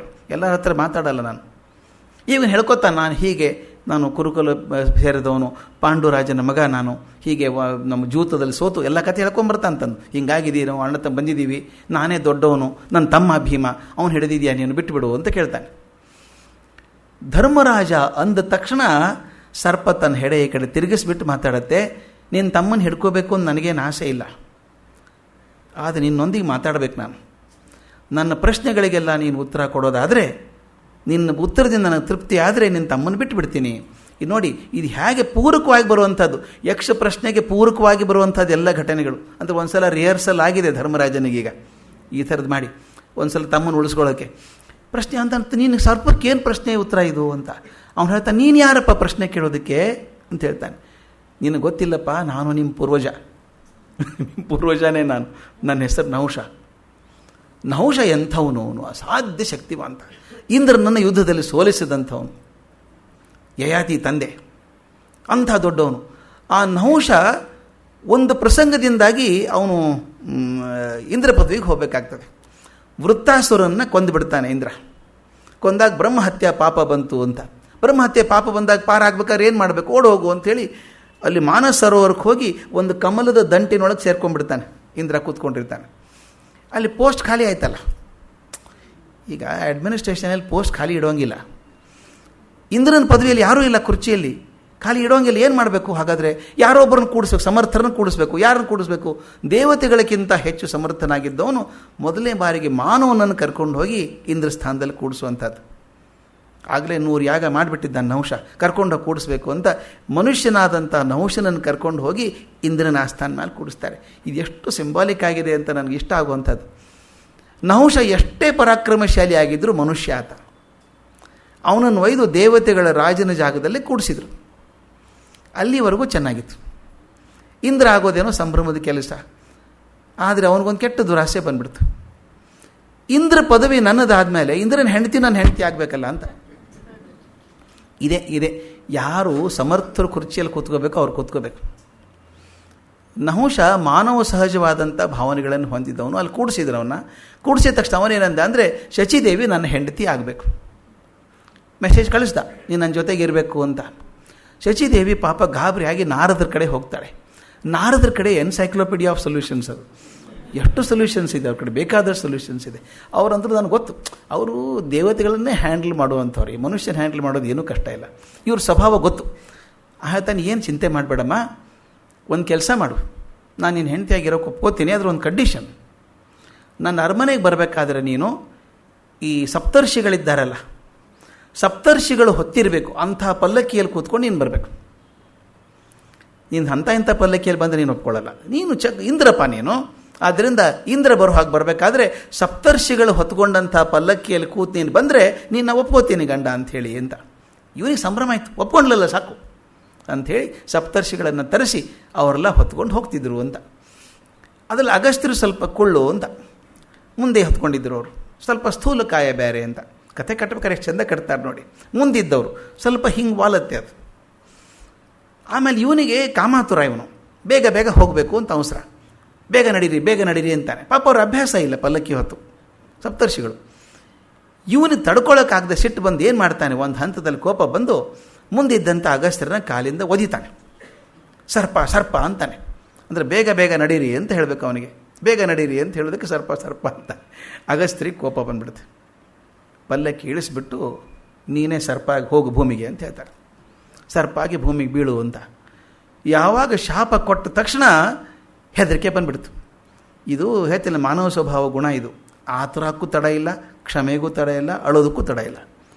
ತಕ್ಷಣ ಕಾಲು ಹಿಡ್ಕೊಂಡು ಕೇಳ್ತಾನೆ, ತಪ್ಪಾಯಿತು ಮಾಡಿದ್ದು, ನನಗೆ ಮುಕ್ತಿ ಹೆಂಗೆ ಇದ್ದಂತ. ನೀನು ಅಲ್ಲೇ ಬಿದ್ದಿರಬೇಕು ಸರ್ಪಾಗಿ. ಎಲ್ಲಿವರೆಗೂ ಧರ್ಮರಾಜ ಬಂದು ನಿನಗೆ ಧರ್ಮದ ಚಿಂತನೆಯನ್ನು ಹೇಳಿಕೊಡ್ತಾನೋ ಅಲ್ಲಿವರೆಗೂ ಅಲ್ಲೇ ಬಿದ್ದಿರ್ತೀಯ ನೀನು. ಯಾವತ್ತು ನೀನು ಧರ್ಮರಾಜನ ಜೊತೆಗೆ ಧರ್ಮದ ಜಿಜ್ಞಾಸೆ ಮಾಡಿ ನಿನ್ನ ಮನಸ್ಸಿಗೆ ತೃಪ್ತಿ ಆಗುವಂಥ ಉತ್ತರ ಪಡ್ಕೊಳ್ತೀಯೋ ಆಗ ನೀನು ಮತ್ತೆ ಸರ್ಪ ಶರೀರ ಹೋಗಿ ಮತ್ತೆ ನೀನು ವಾಪಸ್ ಬರ್ತೀಯ. ನಿನ್ನ ದೇಹ ಬರ್ತದೆ, ಸ್ವರ್ಗಕ್ಕೆ ಬರ್ತೀಯ ನೀನು ಅಂತ ಹೇಳ್ತಾನೆ. ಅಲ್ಲಿ ಬಿದ್ದಿದ್ದಾನೆ ಪಾಪ ನಹುಷ. ಅವತ್ತಿಂದ ಕಾಯ್ಕೊಂಡಿದ್ದಾನೆ. ಯಾವತ್ತಿನ ನಹುಷ ಅವನು ಕಾಯ್ಕೊಂಡಿದ್ದಾನೆ ಧರ್ಮರಾಜ ಬರಲಿ ಅಂತ. ಯಾವಾಗ ಇವನು ನಾನು ಪಾಂಡುರಾಜನ ಮಗ ಧರ್ಮರಾಜ ಅಂತ ಹೇಳಿದ್ನೋ ಅವನಿಗನಿಸ್ತು ನನಗೊಂದು ಅವಕಾಶ ಬಂತು ಪಾರಾಗೋದಕ್ಕೆ ಇಲ್ಲಿಂದ. ಅದನ್ನು ಪ್ರಶ್ನೆಗೆ ಉತ್ತರ ಹೇಳುವಂತ ಶುರು ಮಾಡ್ತಾನೆ. ಆ ಪ್ರಶ್ನೋತ್ತರ ಬಹಳ ಚೆನ್ನಾಗಿರುವಂಥ ಪ್ರಶ್ನೋತ್ತರ. ಆ ಪ್ರಶ್ನೋತ್ತರಗಳನ್ನು ಪ್ರಶ್ನೆಗಳೇ ಕೆಲವು ಪ್ರಶ್ನೆಗಳು ಯಕ್ಷ ಪ್ರಶ್ನೆಯಲ್ಲೂ ಬರ್ತವೆ. ಅವೇ ಪ್ರಶ್ನೆಗಳು ಹಾಗಾಗೆ ಬರ್ತವೆ. ಅದು ನೋಡಬೇಕಾದದ್ದು. ಅದಕ್ಕೊಂದು ಹೇಳ್ತಾರೆ, ಭಾಳ ಚೆಂದ ಹೇಳ್ತಾನೆ. ನಮ್ಮ ಪ್ರಾಪಂಚಿಕ ಜೀವನದ ವಿಷಸರ್ಪ ನಮ್ಮನ್ನು ಸುತ್ತ ಹಾಕಿಕೊಂಡು ಉಸಿರುಗಟ್ಟಿಸಿ ಕಂಗಾಲು ಮಾಡಿದಾಗ ನಮ್ಮನ್ನು ಪಾರು ಮಾಡೋದು ಧರ್ಮದ ಚಿಂತನೆ ಅಂತ. ಎಷ್ಟು ಸಾಂಕೇತಿಕವಾಗಿ ಅಜಗರ ಪರ್ವದ ಸಂಕೇತ ಇದು. ಆ ಹಾವಿಂದ ಬಿಗಿಸ್ಕೊಂಡು ಕೂತಂಥ ಭೀಮನೆ ಮುಕ್ತಿ ಆಗೋದು ಕೊನೆಗೆ ಧರ್ಮ ಜಿಜ್ಞಾಸೆ ಮಾಡಿದಾಗಲೇ ಆಗುವಂಥದ್ದು. ಹಾಗೆ ನಮ್ಮ ಪ್ರಾಪಂಚಿಕ ಜೀವನದಲ್ಲಿ ಕೂಡ ಈ ಪ್ರಾಪಂಚಿಕ ಜೀವನ ಅನ್ನುವಂಥ ವಿಷಸರ್ಪ ನಮ್ಮನ್ನು ಬಿಗಿದು ಉಸಿರುಗಟ್ಟಿಸಿ ಕಂಗಾಲು ಮಾಡಿದಾಗ ಇದರಿಂದ ಪಾರಾಗಬೇಕಾದ್ರೆ ಧರ್ಮ ಚಿಂತನೆಯಿಂದ ಮಾತ್ರ ಸಾಧ್ಯ ಅಂತ ಈ ಅಜಗರ ಪರ್ವದ ಸಂದೇಶ ನಮಗಿರುವಂಥದ್ದು. ಇದಾದ ಮೇಲೆ ಧರ್ಮ ಸೂಕ್ಷ್ಮದ ಬರುವಂಥದ್ದು ವನಪರ್ವದ 19ನೇ ಉಪಪರ್ವ ಪತಿವ್ರತ ಮಹಾತ್ಮ್ಯ ಅಂತ ಒಂದು ಪರ್ವ, ದೊಡ್ಡ ಪರ್ವ ಅದು. ಅಲ್ಲಿ ಸತ್ಯವಾನ್ ಸಾವಿತ್ರಿ ಕತೆ, ಅದು ಕಥೆ ಏನು ಹೇಳೋಲ್ಲ. ಆ ಸಾವಿತ್ರಿ ಯಮನ ನಡುವೆ ಚರ್ಚೆ ಇದೆಯಲ್ಲ, ಎಂಥ ಬುದ್ಧಿವಂತಿಕೆ ಚರ್ಚೆ ಅದು. ಯಮನ್ನೇ ಸೋಲಿಸ್ಬಿಡ್ತಾಳೆ ಆಕೆ ಮಾತಲ್ಲಿ, ತನ್ನ ಗಂಡನ ಪಡ್ಕೊಂಡು ಬರ್ತಾಳೆ ಅನ್ನುವಂಥ ಕತೆ. ಅದು ನನಗೊಂದೇನೋ ಗುಮಾನಿ. ಇದಾದಮೇಲೆ ಮುಂದೆ ಬರುವಂಥದ್ದು ಯಕ್ಷ ಪ್ರಶ್ನೆ. ಗುಮಾನಿ ಏನು ಅಂತಂದರೆ, ಬಹುಶಃ ಯಮ ಮತ್ತು ನಹುಷ ಭಾಳ ಆಳವಾಗಿ ಪರೀಕ್ಷೆ ಮಾಡಲಿಲ್ಲ ಅನಿಸುತ್ತೆ. ಸುಲಭವಾಗಿ ಬಿಟ್ಬಿಟ್ರು. ಸಾವಿತ್ರಿ ಕೂಡ ಬಹಳ ಪ್ರಶ್ನೆ ಕೇಳಿಲ್ಲ, ಸ್ವಲ್ಪ ಪ್ರಶ್ನೆಗೆ ಒಪ್ಕೊಂಡು ಆಯ್ತಮ್ಮ ನನ್ನ ಗಂಡನ ಬಿಟ್ಟಿದ್ದೀನಿ ಅಂತ ಮಾತಿಗೆ ಸಿಕ್ಕಿ ಹಾಕ್ಕೊಂಡ್ಬಿಟ್ಟ ಅವನು ಯಮಧರ್ಮ ಅಂತ ಹೇಳ್ತೀವಿ. ಅದೇ ಥರ ನಹುಷ ಕೂಡ ಬಹಳ ದೊಡ್ಡ ದೀರ್ಘ ಇಲ್ಲ, ಕೆಲವು ಪ್ರಶ್ನೆ ಕೇಳಿದಾಗ ಆಯ್ತಪ್ಪ ಸಂತೋಷ ಆಯಿತು ಅಂತ ಹೋಗ್ತಾನೆ. ಸುಲಭವಾಗಿ ಪಾಸ್ ಮಾಡಿದ್ರು ಅವರಿಬ್ಬರನ್ನು ಅಂತ. ಆದರೆ ಮುಂದೆ ಕೊನೆಯದರಲ್ಲಿ ಮಾತ್ರ ಅಷ್ಟು ಸುಲಭವಾಗಿ ಬಿಡಲಿಲ್ಲ. ಯಮಧರ್ಮನ ಪರೀಕ್ಷೆ ಮಾಡೋದು ಬಹುಧರ್ಮರಾಜನ್ನು ಚೆನ್ನಾಗಿ ಪರೀಕ್ಷೆ ಮಾಡ್ತಾನೆ. ನನ್ನ ಪ್ರಕಾರ ಈ ಯಕ್ಷ ಪ್ರಶ್ನೆ ಸಂದರ್ಭ ಏನಿದೆಯೋ ಇದು ಭಾರತೀಯ ಸಾಹಿತ್ಯದ ಒಂದು ಬಹುದೊಡ್ಡ ಚಿಂತನೆ ಅಂತ. ನನ್ನ ಪ್ರಕಾರ ಇಡೀ ಮಹಾಭಾರತದ ಸಂದೇಶದ ಸಾರ ಇದರೊಳಗಿದೆ. ಏನೆಲ್ಲ ಹೇಳ್ಬೋದು ಮಹಾಭಾರತ ಸಂದೇಶ ಅಂಥೇಳಿ ಅದರ ಸಾರ ಪೂರ್ತಿ ಸಿಗ್ತದೆ. ಒಂದು ವಿಷಯ ನಮ್ಮ ಪರಂಪರೆಯಲ್ಲಿ ಇರೋದಂಥದ್ದಂದರೆ, ಒಂದು ಸಾಹಿತ್ಯ ಕೃತಿಯ ಜವಾಬ್ದಾರಿ ಬರೀ ಮನೋರಂಜನೆ ಮಾತ್ರ ಅಲ್ಲ, ಅದು ಕೊಡುವಂಥ ಬೋಧನೆ ಮಾತ್ರ ಮುಖ್ಯ ಆಗುತ್ತೆ. ಅದನ್ನಿಟ್ಕೊಂಡು ಮಾಡಿದಂಥದ್ದು ಈ ಯಕ್ಷ ಪ್ರಶ್ನೆಯ ಸಮಗ್ರ ನೋಟ ಅಂದರೆ ಈ ಧರ್ಮದ ಅನಾವರಣ ಕಂಪ್ಲೀಟ್ ಹೇಳುವಂಥದ್ದು. ಸಂದರ್ಭ ನಿಮಗೆ ಗೊತ್ತಿದೆ. ಈಗಾಗಲೇ ಕಾಡಿನಲ್ಲಿದ್ದು 11.5 ವರ್ಷ ಆಗಿದೆ ಪಾಂಡವರು. ಪಾರಾದು ಇನ್ನೊಂದು ಅರ್ಧ ವರ್ಷ ಕಳೆದ್ರೆ 12 ವರ್ಷ ಮುಗೀತು. ಅವ್ರ ಮುಖ್ಯ ಚಿಂತೆ ಇರೋದು ಇನ್ನೊಂದು ವರ್ಷ ಕಳಿಬೇಕಲ್ಲ, ಅಜ್ಞಾತವಾಸ ಕಳೆಯೋದು ಹೇಗೆ. ಯಾರೋ ಕಾಮನ್ ಮ್ಯಾನ್ ಆದರೆ ಅಡ್ಕೊಂಬಿಡ್ಬೋದಪ್ಪ ಎಲ್ಲಾದರೂ. ಇಂಥವ್ರನ್ನ ಮುಚ್ಚಿಡೋಕ್ಕಾಗತ್ತೆ ಇವ್ರನ್ನೆಲ್ಲ? ಈ ಜನನ ಒಬ್ಬರಿಗಿಂತ ಪರಾಕ್ರಮಿಗಳು ಇವರು, ಮುಚ್ಚಿಡೋ ಸಾಧ್ಯ ಇಲ್ಲ. ಎಲ್ಲಿ ಅಡ್ಕೊಳ್ಬೇಕು ಅಂತ ಚಿಂತನೆ ಮಾಡ್ತಾಯಿದ್ರು. ಆಗ ಒಂದು ಘಟನೆ ಆಗುತ್ತೆ. ದ್ವೈತವನದಲ್ಲಿ ಇದ್ದರು. ಬೆಳಗ್ಗೆ ಒಂದು ಸಣ್ಣ ಘಟನೆ. ಈ ಘಟನೆಗಳನ್ನು ತಾವು ಗಮನಿಸಬೇಕು. ಇದನ್ನು DVG ಕಗ್ಗದಲ್ಲಿ ಇದು ಜೀವನ ಧರ್ಮ ಯೋಗದಲ್ಲಿ ಬರೀತಾರೆ, ವಿಲ್ಲಿಂಗ್ ಸಸ್ಪೆನ್ಷನ್ ಆಫ್ ಡಿಸ್ಬಿಲೀಫ್ ಅಂತ. ಕೆಲವೊಂದು ಒಪ್ಕೋಬೇಕಷ್ಟೇ. ಹೆಂಗೆ ರೀ ಪ್ರಶ್ನೆ, ಬುದ್ಧಿವಂತಿಕೆ ಪ್ರಶ್ನೆ ಕೇಳಿದ್ರೆ ಉತ್ತರ ಇಲ್ಲ ಅಲ್ಲಿ. ವಿಲ್ಲಿಂಗ್ ಸಸ್ಪೆನ್ಷನ್ ಆಫ್ ಡಿಸ್ಬಿಲೀಫ್, ಅದು ಒಪ್ಪದೇ ಇರೋದನ್ನು ಬಿಟ್ಬಿಡ್ಬೇಕು. ಒಪ್ಪಂಗಿಲ್ಲ ಅಂದ್ರೆ ಬಿಟ್ಬಿಡ್ಬೇಕು, ಅದು ಆಗೋದಿಲ್ಲ ಅನ್ನೋದಲ್ಲ. ಈಗ ನಾವು ಸಿನಿಮಾದಲ್ಲಿ ನೋಡಲ್ವಾ, ಕಾರಲ್ಲಿ ಹೋಗ್ತಿರ್ತಾನೆ ವಿಲನ್, ಕಾರಲ್ಲಿ ಹೋಗ್ತಾನೆ, ಹೀರೋ ಓಡ್ಕೊಂಬಂದು ನಿಂದಿರ್ಸ್ತಾನೆ, ಕಾರ್ ಮುಂದೆ ಬರ್ತಾನೆ. ಅದೆಂಥ ಕಾರ್ ರೀ ಅದು, ಇದಕ್ಕಿಂತ ಜೋರ ಓಡಲ್ಲ ಅಂದರೆ ಇವನು ಬಂದು ಮುಂದೆ ನಿಂತು ಹೊಡೆದು ಹಾಕ್ತಾನೆ ಅವನು ವಿಚಾರ ಮಾಡಲ್ಲ ಅದನ್ನು. ಹೀರೋ ಅಂದರೆ ಹಂಗಿರೋದು ಅವನು ಕಾರ್ ವಿಮಾನ ಕೂಡ ಅಡ್ಡ ಬರ್ತಾನೆ ಬೇಕಾದ್ರೆ ಅವನು, ಹಾಗಿರ್ತದೆ. ಹಾಗೆ ವಿಲ್ಲಿಂಗ್ ಸಸ್ಪೆನ್ಷನ್ ಆಫ್ ಡಿಸ್ಬಿಲೀಫ್ ಬೇಕಾಗ್ತದೆ ಇಲ್ಲಿ. ಒಬ್ಬ ಬ್ರಾಹ್ಮಣ ಬೆಳಗ್ಗೆ ಅಗ್ನಿಹೋತ್ರ ಮಾಡಬೇಕು ಅಂತ ಅರಣಿ ರೆಡಿ ಮಾಡ್ಕೊಂಡಿದ್ರ. ಅವನು ಕಡಿಬೇಕು, ಅದನ್ನು ಕಟ್ಟಿಗೆ ಕಡ್ದಾಗ ಬೆಂಕಿ ಬರ್ತದೆ ಅಂತ ಮಾಡಬೇಕದು. ಮಾಡೋಕೆ ರೆಡಿ ಮಾಡ್ಕೊಂಡು ಒಂದು ಹರಿಣ ಬಂತಲ್ಲಿ. ಹರಿಣ ಬಂದಾಗ ಅದು ಓಡಬೇಕಾದ್ರೆ ಅದು ಕೋಡಿಗೆ ಸಿಕ್ಕಾಕೊಂಡ್ಬಿಡ್ತು, ಅರಣಿ ಸಿಕ್ಕಾಕೊಂಡ್ತು, ಅದು ಓಡ್ತು. ಸಾಮಾನ್ಯವಾಗಿ ಏನು ಮಾಡ್ತಿದ್ದ ಬ್ರಾಹ್ಮಣ, ಸಾಮಾನ್ಯವಾಗಿ ಕಲ್ಪನೆ ಮಾಡ್ಕೊಳ್ಳಿ ಏನು ಮಾಡ್ಬೋದಾಗಿತ್ತು. ಅಯ್ಯೋ ಕತೆ ಓಡೋಯ್ತಾ, ಅದು ಇಲ್ಲೇ ಓಡೋದು, ಇಲ್ಲಿದೆ ಇರಬೇಕು, ಅದು ಆಶ್ರಮದ್ದೇ ಇರಬೇಕು, ಸಿಗ್ತದೆ ಬಿಡು, ಇನ್ನೊಂದು ಬೇರೆ ತೊಗೊಂಡು ಉಪಯೋಗಿಸ್ಕೊತಿದ್ದ. ಅವ್ನು ಮಾಡಲಿಲ್ಲ ಅದನ್ನು. ಸ್ವಲ್ಪ ನೋಡಿದ, ಓಡಿ ಹೋಯ್ತು ಅದು. ಓಡಿ ಬಂದು ಧರ್ಮರಾಜಿಗೆ ಹೇಳ್ತಾನೆ, ನೋಡಪ್ಪ ರಾಜ, ನನ್ನ ಅರಣಿ ಆ ಹರಿಣ ಜಿಂಕೆ ಸಿಕ್ಕೊಂಡು ಓಡಿ ಹೋಗ್ಬಿಟ್ಟಿದೆ, ಸಿಗ್ತಾ ಇಲ್ಲ, ನನ್ನ ಧರ್ಮ ಕಾರ್ಯಕ್ಕೆ ಅಡ್ಡ ಆಗ್ತಾ ಇದೆ, ಅದಕ್ಕೆ ನೀ ತಂದು ಕೊಡ್ಬೇಕು ನನಗೆ ಅದನ್ನು ಅಂತಾನೆ. ತುಂಬ ಸುಲಭ ಅಲ್ವಾ, ರಾಜನಿಗೆ ಹೇಳ್ದ. ಇವರಂದರು, ಓ ಬ್ರಾಹ್ಮಣನ ಧರ್ಮ ಕರ್ಮಕ್ಕೆ ಸಹಾಯ ಮಾಡೋದು ಕ್ಷತ್ರಿಯ ಧರ್ಮ ನಮ್ಮದು, ಅದಕ್ಕೆ ಮಾಡಲೇಬೇಕು ಅಂದರು. ಅದು ಇಷ್ಟು ಚೆನ್ನಾಗಿದೆ, ಓದಿದಾಗ ತಮಾಷೆ ನೆಗೆ ಬರ್ತಾಯಿತ್ತು ನನಗೆ. ಧರ್ಮರಾಜ ತಮ್ಮಂದ್ರಿಗೆ ಹೇಳ್ತಾರೆ, ನಿಮ್ಮ ಆಯುಧ ಎಲ್ಲ ತಗೊಳ್ಳಿ, ಹೋಗಿ ಆ ಜಿಂಕೆ ಹಿಡ್ಕೊಂಡು ಆ ಅರಣಿ ತಂದುಕೊಡೋಣ ಅಂತ. ಕಲ್ಪನೆ ಮಾಡ್ಕೊಳ್ಳಿ, ಇಂಥ ಭೀಮ, ಇಂಥ ಅರ್ಜುನ, ಅಂಥ ನಕುಲ ಸಹದೇವ ಒಂದು ಹರಿಣ ಹಿಡ್ಕೊಂಡ್ಬೇಕಾದ್ರೆ ಇಷ್ಟೊಂದು ಆಯುಧ ತೊಗೊಂಡು ಹೋಗಬೇಕಾಗಿದ್ದ. ಯುದ್ಧಕ್ಕೆ ಹೋದಂಗೆ ಹೋಗ್ತಾರೆ ಅವ್ರು, ಎಲ್ಲ ಆಯುಧ ಹೊತ್ಕೊಂಡು ಹೋಗ್ತಾರೆ. ಅಂದರೆ ಇದೇನೋ ಪೂರ್ವ ಪೀಠಿಕೆ ಇದೆ ಅಂತ ಮುಖ್ಯ ತಿಳ್ಕೊಬೇಕಾದದ್ದು. ಇದೇ ವಿಲ್ಲಿಂಗ್ ಸಸ್ಪೆನ್ಷನ್ ಆಫ್ ಡಿಸ್ಬಿಲೀಫ್. ಪ್ರಶ್ನೆಗೆ ಅದು ಉತ್ತರ ಇಲ್ಲ ಅಲ್ರಿ. ಒಂದು ಜಿಂಕೆ ಹಿಡೋದಕ್ಕೆ ಇಷ್ಟು ಜನ ತಯಾರಾಗಬೇಕಾ? ಅವನು ಅರ್ಜುನ ಇದ್ದಾನಲ್ಲ, ಶಬ್ದವೇದಿ ಬರ್ತದೆ ಅವನಿಗೆ, ಇಲ್ಲಿ ಕೂತ್ಕೊಂಡು ಬಣ ಬಿಟ್ಟರೆ ಅಲ್ಲೇ ಹೊಡಿತಿದ್ದ ಅವನು, ಜಿಂಕೆಗೆ ಹಿಡ್ಕೊಂಬರ್ಬೋದಾಗಿತ್ತಲ್ಲ. ಅಥವಾ ಇಷ್ಟು 5 ಜನ ಯಾಕೆ ಹೋಗಬೇಕಾಗಿತ್ತು? ನಕುಲ ಹಿಡ್ಕೊಂಬರ್ತಿದ್ದ ಹೋಗಿ ಅವನು. ಆದರೆ ಹಂಗೆ ಮಾಡಲಿಲ್ಲ. 5 ಜನ ತಮ್ಮ ಶಸ್ತ್ರಗಳನ್ನು ತಗೊಂಡು ಹುಡ್ಕೋಕೆ ಹೋಗ್ತಾರೆ. ಅದು ಹರಿಣ ಓಡುತ್ತೆ. ಇದು ಯಾಕೆಂದರೆ ಸೇಮ್ ನಮ್ಮ ರಾಮಾಯಣದಲ್ಲಿ ಬರುತ್ತಲ್ಲ, ಮಾರೀಚ ಕಣ್ಣಿಗೆ ಕಾಣಿಸ್ಬೇಕು, ಮರೆ ಆಗಬೇಕು, ಕಣ್ಣಿಗೆ ಕಾಣಿಸ್ಬೇಕು, ಕಾಣಿಸ್ದೇ ಹೋದರೆ ಬಂದುಬಿಡ್ತಿದ್ರು ವಾಪಸ್ ಇವರು. ಅದು ಕಾಣಿಸ್ಬೇಕು, ಮರೆ ಆಗಬೇಕು, ಹೀಗೆ ಮಧ್ಯಾಹ್ನದವರೆಗೂ ಓಡಾಡಿಸುತ್ತೆ ಇವ್ರನ್ನ. ಆವಾಗ ಗೊತ್ತಾಗಬೇಕಲ್ಲ ಇದು ಮಾಯಾ ಜಿಂಕಿ ಅಂತ ಗೊತ್ತಾಗಬೇಕು. ಆಗಿಲ್ಲ, ಹೋದರು, ಅದು ಮಾಯೆ ಅಂತ ಅಂದ್ಕೊಳ್ಳೋಣ. ಹೋಗಿ ಕೊನೆಗೆ ಮಧ್ಯಾಹ್ನ ಒಂದು ಮರದ ಕೆಳಗೆ ಕೂತ್ಕೋತಾರೆ, ಸುಸ್ತಾಗಿದೆ, ನೀರಡಿಕೆ ಆಯಿತು. ಧರ್ಮರಾಜ ಸೀನಿಯಾರಿಟಿ ಪ್ರಕಾರ ಹೇಳ್ತಾನೆ, ನಕುಲ ನೋಡಪ್ಪ, ಮರ ಹತ್ತಿ ನೋಡು, ಸುತ್ತದೆಲ್ಲ ನೀರು ಇರಬೇಕು ನೋಡು, ಸ್ವಲ್ಪ ತಂಪುವ ಗಾಳಿ ಬರ್ತಾ ಇದೆ ಅಂತ. ನಕುಲ ಮರ ಹತ್ತಿ ಮೇಲೆ ಹತ್ತಿ ನೋಡ್ತಾನೆ, ಅಣ್ಣ ಅಲ್ಲಿ ಸುತ್ತರದಲ್ಲಿ ಒಂದು ಗಿಡಗಳಿದ್ದಾವೆ, ಆ ಗಿಡಗಳ ಜಾತಿ ನೋಡಿದರೆ, ನಕುಲಿಗೆಲ್ಲ ಗೊತ್ತಲ್ಲ, ಆ ಗಿಡಗಳ ಜಾತಿ ನೋಡಿದರೆ ನೀರು ಇರಬೇಕು, ಹತ್ತಿರದಲ್ಲಿ ಇರಬೇಕು, ಶುದ್ಧವಾದ ನೀರೇ ಇರಬೇಕು, ನೋಡ್ಕೊಂಡು ಬರ್ತೀನಿ ನಾನು, ಆಗ ನೀರು ತೊಗೊಂಡು ಬರಪ್ಪ, ಕಮಲದ ಪತ್ರದಲ್ಲಿ ನೀರು ತೊಗೊಂಡು ಬಾ ಅಂತ ಹೇಳ್ತಾನೆ. ನಕುಲ ಹೋಗ್ತಾನೆ. ಅದಿಷ್ಟು ಚಂದ ಸೆಟ್ಟಿಂಗ್ ಇದೆ, ಓದ್ಬೇಕು ಅದನ್ನು, ವ್ಯಾಸ ಭಾರತದ ಆ ಭಾಗವು ನೋಡ್ಬೇಕು ಅದು ಎಷ್ಟು ಚೆನ್ನಾಗಿದೆ ಅಂತ. ಅಲ್ಲಿ ಹೋದಾಗ ತಂಪು ಗಾಳಿ ಬರೋಕ್ಕೆ ಶುರು ಆಗುತ್ತೆ ಅವನಿಗೆ. ಓ ಚೆನ್ನಾಗಿದೆ ಹಾಗಾದರೆ ಅಂತ ಹೋಗ್ತಾನೆ. ಸುತ್ತಲೂ ನೋಡಿದಾಗ ನೋಟ ಅದ್ಭುತ, ಸ್ಟುಡಿಯೋ ಸೆಟ್ಟಿಂಗ್ ಇದ್ದಂಗಿದೆ ಅದು. ಸುತ್ತಮುತ್ತಲು ಹೂವಿನ ಗಿಡ ಏನು, ಆ ಪಕ್ಷಿಗಳೇನು ಹಾರಾಡೋದೆಲ್ಲ ಹಾರಾಡ್ತಿರ್ತದೆ. ನೀರು ಎಷ್ಟು ಶುದ್ಧವಾಗಿದೆ, ಯಾರು ಕಾಲಿಟ್ಟದ್ದು ಗುರುತಿಲ್ಲ ನೋಡಿ. ನಕುಲ ಇಂಥ ಮುಂದಾಗೋದನ್ನು ತಿಳ್ಕೊಳ್ಳುವಂಥ ಸಹದೇವ ನಕುಲರು ಇವರು ಒಂದು ಹೆಜ್ಜೆನೂ ನೀರಲ್ಲಿಲ್ಲ, ಒಂದು ಪ್ರಾಣಿ ನೀರಲ್ಲಿ ಕೆಸರಲ್ಲಿ ಕಾಲಿಟ್ಟದ್ದಿಲ್ಲ, ಅಷ್ಟು ಶುದ್ಧವಾದ ನೀರು. ಚೆನ್ನಾಗಿದೆ ಇದು ಅಂತಾನೆ.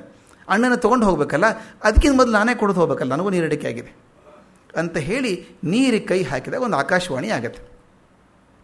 ನೋಡಪ್ಪ, ಇದು ನಂದು, ಈ ಕೊಳ ನಂದು, ಆದ್ದರಿಂದ ನಾನು ಕೇಳುವಂಥ ಪ್ರಶ್ನೆಗಳಿಗೆ ನೀನು ಉತ್ತರ ಕೊಡೋದಾದರೆ ನೀರು ಕುಡಿಬೋದು, ಇದು ನಿನಗೆ ತೊಂದರೆ ಆಗ್ತದೆ ಅಂತ ಹೇಳ್ತಾನೆ. ಅಯ್ಯೋ ನೀನು ಯಾರೋ ಏನೋ ಮಾರ್ರೆ, ಕಣ್ಣಿಗೆ ಕಾಣಿಸಲ್ಲ ಬಿಡು ಅಂಥೇಳಿ ನಕುಲ ನೋಡಿ. ಹಾಗೆ ದುಡುಕಿನ ಸ್ವಭಾವನು ನೀರು ಕುಡ್ದ. ಸಹದೇವ ದುಡುಕಿನ ಸ್ವಭಾವದವನು ಆ್ಯಕ್ಚುಲಿ, ನಕುಲ ಅಲ್ಲ. ನಕುಲ ನೀರು ಕುಡಿಯೋಕ್ಕೆ ಹೋಗ್ತಾನೆ, ನೀರು ಕುಡಿತಾನೆ, ತಕ್ಷಣ ಪ್ರಾಣ ಹೋಗಿ ಬಿದ್ದು ಹೋಗ್ತಾನೆ. ಮತ್ತು ಸೀನಿಯಾರಿಟಿ ಪ್ರಕಾರನೇ ಹೋಗಬೇಕು. ಸಹದೇವ ಹೋಗ್ತಾನೆ, ಸಹದೇವನು ಅದೇ ರೀತಿ ನೀರು ಕುಡಿತಾನೆ, ಸತ್ತು ಹೋಗ್ತಾನೆ. ಆಮೇಲೆ ಕೊನೆಗೆ ಧರ್ಮರಾಜ ಹೇಳ್ತಾನೆ, ಅರ್ಜುನ ನೀನು ನೋಡ್ಕೊಂಬಾರೋ, ಇಬ್ಬರೂ ಬರಲಿಲ್ಲ, ಯಾಕೋ ತೊಂದರೆ ಆದಂಗೆ ಮನಸ್ಸಿಗೆ ಸಂಕಟ ಆಗ್ತಾ ಇದೆ ನನಗೆ ಅಂತಾನೆ. ಅರ್ಜುನ ತನ್ನ ಬಾಣ ಬಿಲ್ಲು ತೊಗೊಂಡೇ ಹೋಗ್ತಾನೆ. ತೊಗೊಂಡು ಹೋದಾಗ ಅದೇ ಆಕಾಶವಾಣಿ ಆಗುತ್ತೆ. ಆಕಾಶವಾಣಿಗೆ ನೋಡು, ನೀನು ಇಬ್ಬರು ತಮ್ಮಂದು ಸತ್ತು ಹೋಗಿದ್ದಾರೆ, ನೀನು ನನ್ನ ಮಾತು ಕೇಳಿದ್ರು ನೀನು ಹಾಗೆ ಸತ್ತು ಹೋಗ್ತೀಯಾ, ಅದರಿಂದ ನನ್ನ ಪ್ರಶ್ನೆಗೆ ಉತ್ತರ ಕೊಡು ಅಂತ. ಅರ್ಜುನ ಅಂತ ನೀನು ಯಾರಯ್ಯ ಅಂತಾನು. ನಿಂದು ಅಂತ ಏನು ಗ್ಯಾರಂಟಿ, ಪ್ರೂಫ್ ಇದು ಪ್ರಾಪರ್ಟಿ ನಿಂದು ಅಂತ ಏನಿದೆ? ನಿನ್ನ ಧ್ವನಿ ಕೇಳಿಸುತ್ತಾ ನೀನು ಹೊಡೆದೇ ಬಿಡ್ತೀನಿ ಅಂತ ಬಾಣ ಹೊಡೆಯೋಕ್ಕೆ ಶುರು ಮಾಡ್ತಾನೆ. ಏನೇನು ಮಾಡ್ತಾನೆ ಗೊತ್ತಾ, ಎಷ್ಟು ಚೆಂದ ವರ್ಣನೆ ಮಾಡ್ತಾರೆ ಅಂದರೆ, ಆ ಇಡೀ ಕೊಳದ ಸುತ್ತ ಬಾಣದೊಂದು ಬಲೆ ಹಾಕಿಬಿಡ್ತಾನು. ನಿನಗೆ ಬಿಡಲ್ಲ ಒಳಗಡೆ, ಹೆಂಗೆ ಬರ್ತೀಯ ಬಾ ನೀನು ಅಂತಾನೆ. ನೀನು ಯಾರು ಓನರ್ ಅಂತೀಯಲ್ಲ, ನಿನ್ನೆ ಒಳಗೆ ಬಿಡಲ್ಲ ನಾನು ಅಂತ ಹೇಳಿ. ಆಗಿನ ಕಾಲದಲ್ಲೇ ಇತ್ತು ಕಾಡಲ್ಲಿ ಹೆಚ್ಚಿಗೆ ತೊಗೊಳ್ಳೋದು ಅಂತಿತ್ತಲ್ಲ, ಒತ್ತುವರಿ ಮಾಡ್ಕೊಳ್ಳೋದು ಅಂತ. ಅವನು ಹೇಳ್ತಾನೆ, ನೀನು ಯಾರು ಓನರ್ ಗೊತ್ತಿಲ್ಲ, ನಾನು ಬಾಣ ಬಿಟ್ಟು ಆ ಕೊಳದ ಸುತ್ತಲೂ ಚಾಪೆ ಕಟ್ಟದಂಗೆ ಕಟ್ಟಿಬಿಡ್ತಾನೆ, ನಿನಗೆ ಒಳಗೆ ಬಿಡಲ್ಲ ಅಂತ ಹೇಳಿ ಬಾಣ ಬಿಡ್ತಾನೆ. ಎಲ್ಲೂ ಗೊತ್ತಾಗಲ್ಲ, ಧ್ವನಿ ಕೇಳಿಸ್ತಾ ಇರ್ತದೆ. ಆಮೇಲೆ ಬಿಟ್ಟು ನೀರು ಕುಡಿಯೋಕ್ಕೆ ಹೋಗ್ತಾನೆ. ಆ ಶ್ರಮ ಎಲ್ಲ ವ್ಯರ್ಥ ಸಾಹಸ. ನೀರು ಕುಡಿದ ಸತ್ತೋಗ್ತಾನೆ. ಆಮೇಲೆ ಭೀಮ ಬರ್ತಾನೆ. ಭೀಮ ಸ್ವಲ್ಪ ನೋಡ್ತಾನೆ, ಇವ್ನು ಯಾವನೋ ಹೊಡಿತೀನಿ, ಬಹುತೇಕ ಯುದ್ಧಕ್ಕೆ ತಯಾರಾಗಬೇಕಾಗತ್ತೆ. 3 ಜನ ಸತ್ತೋಗಿದ್ದಾರೆ ಅಂದರೆ ದೊಡ್ಡ ಯುದ್ಧನೇ ಇರಬೇಕು. ಯುದ್ಧಕ್ಕೆ ಮೊದಲು ದಣು ಆರಿಸ್ಕೋಬೇಕು. ನೀರು ಕುಡಿತಾನೆ, ಅವನು ಸತ್ತೋಗ್ತಾನೆ. ಆಮೇಲೆ ಕೊನೆಗೆ ಧರ್ಮರಾಜ ಬರುವಂಥದ್ದು. ಧರ್ಮರಾಜನ ಚಿಂತನೆ ಹೇಗಿದೆ ನೋಡಿ. ಬಂದು ನೋಡ್ತಾನೆ, 4 ಜನ ಬಿದ್ದಿದ್ದಾರೆ. ಮುಟ್ಟಿ ನೋಡ್ತಾನೆ, ಎಲ್ಲರೂ ಪ್ರಾಣ ಇಲ್ಲ, 4 ಜನ ಸತ್ತೋಗಿದ್ದಾರೆ. ದುಃಖ ಉಮ್ಮಳಿಸಿ ಬಂದ್ಬಿಡುತ್ತೆ. ಅಳ್ತಾನೆ. ಎಷ್ಟು ದೊಡ್ಡದು, ಚೆನ್ನಾಗಿ ದೊಡ್ಡ ಪರ್ವಾನೇ ಅದು. ಭೀಮ ನೋಡಿ ಅಳ್ತಾನೆ, ನಿನ್ನ ಕೊಲ್ಲುವಂಥವ್ರು ಯಾರಿದ್ದಾರೋ ಮಾರಾಯ, ಅರ್ಜುನನ ಕೊಲ್ಲೋರು ಯಾರಿದ್ದಾರೆ, ಹ್ಯಾಂಗೆ ಬದುಕಲಿ ನೀವಿಬ್ಬರನ್ನು ಬಿಟ್ಟು ಅಂತ ನಕುಲ ಸಹದೇವರು ನೋಡಿ ಅಳ್ತಾನೆ. ತುಂಬ ಅಳ್ತಾನೆ. ಹತ್ತು ಬಿಟ್ಟು ಕೊನೆಗೆ ವಿಚಾರ ಬರ್ತದೆ, ಕೊಂದವ್ರು ಯಾರು ಹಾಗಾದರೆ?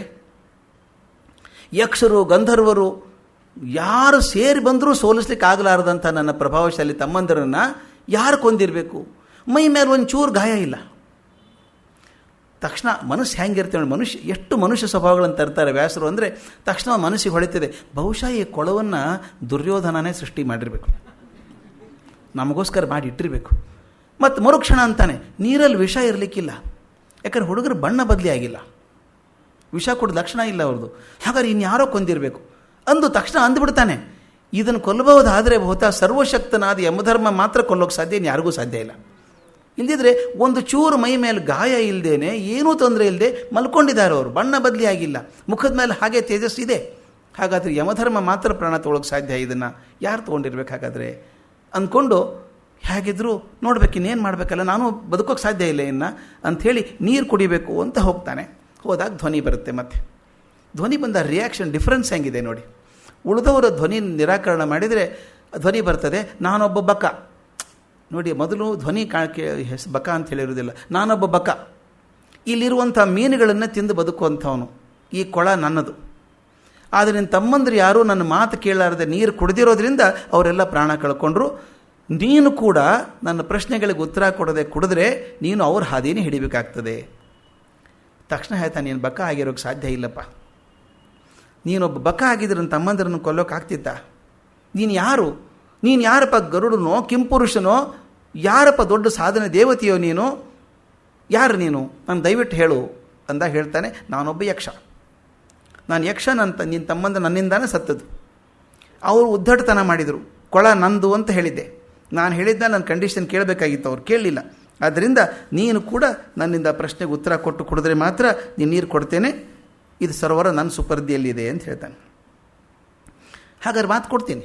ಎಷ್ಟು ಚಂದದ ಮಾತು ಧರ್ಮರಾಜಂದು ಅಂದರೆ, ಆ ದುಃಖ ಇದೆ, ನೋವಿದೆ, ಆದರೂ ಹೇಳ್ತಾನೆ, ನನಗೆಲ್ಲ ಗೊತ್ತಿದೆ ಅಂತ ಹೇಳೋ ಭ್ರಮೆ ನನಗಿಲ್ಲಪ್ಪ.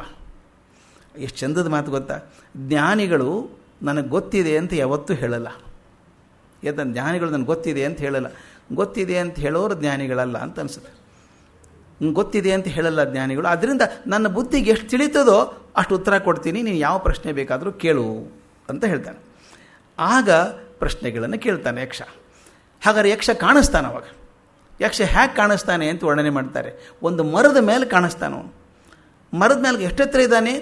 ಒಂದು ತಾಳೆ ಮರದಷ್ಟು ಎತ್ತರವಾದಂಥ ಒಂದು ಆಕೃತಿ ಮರದ ಮೇಲೆ ಕಾಣಿಸುತ್ತೆ. ಅದ್ರ ವಕ್ರವಾದಂಥ ವಿಲಕ್ಷಣವಾದ ಕಣ್ಣು ಕಾಣಿಸುತ್ತೆ. ಬೆಳಕು, ಭಯಂಕರ ಬೆಳಕು ಬರುತ್ತೆ ಕಣ್ಣಿಂದ. ಆ ಮುಖದ ಮೇಲೆ ಒಂಥರ ಬೆಳಕು ಬರ್ತದೆ. ಧ್ವನಿ ಮೇಘದ ಗರ್ಜನೆ ಇದ್ದಂಗಿದೆ. ಆ ಗರ್ಜನೆಯಿಂದ ಯಕ್ಷ ಪ್ರಶ್ನೆ ಕೇಳೋಕೆ ಶುರು ಮಾಡ್ತಾನೆ ಅನ್ನುವಂಥದ್ದು. ಈ 4 ಪ್ರಶ್ನೆ, 123 ಪ್ರಶ್ನೆಗಳಿದ್ದಾವೆ. ಇದು ನನಗನ್ಸೋ ಮಟ್ಟಿಗೆ ಇದು ಎಂಟೈರ್ ಸಿಲೆಬಸ್. 123 ಪ್ರಶ್ನೆಗಳಿದ್ದಾವೆ. ಕೆಲವು 126 ಅಂತಾರೆ. ಪದಗಳನ್ನು ಒಂದೇ ಪ್ರಶ್ನೆ 2 ಭಾಗ ಮಾಡಿಕೊಂಡ್ರೆ 126 ಆಗ್ತದೆ. ಆ ಪ್ರಶ್ನೆಗಳನ್ನು ನೋಡ್ತಾ ಹೋದಾಗ ನೀವು ಈ ವನಪರ್ವದಲ್ಲಿ ಬರುವಂಥ 4 ಪ್ರಶ್ನೋತ್ತರ ಪ್ರಸಂಗಗಳೇನಿದ್ದಾವೆ ಅದರ ಬೆಳವಣಿಗೆಯನ್ನು ಗಮನಿಸಬೇಕು. ಬೆಳವಣಿಗೆ ಹೇಗೆ ಬಂತು ಅಂತ. ಒಂದರಿಂದ ಒಂದಕ್ಕೆ ಮತ್ತೊಂದಕ್ಕೆ ಒಂದು ಕನೆಕ್ಷನ್ ಇದೆ. ಒಂದು ಬಿಟ್ಟಂದ್ರಿಂದ ಇನ್ನೊಂದು ಶುರು ಆಗ್ತದೆ.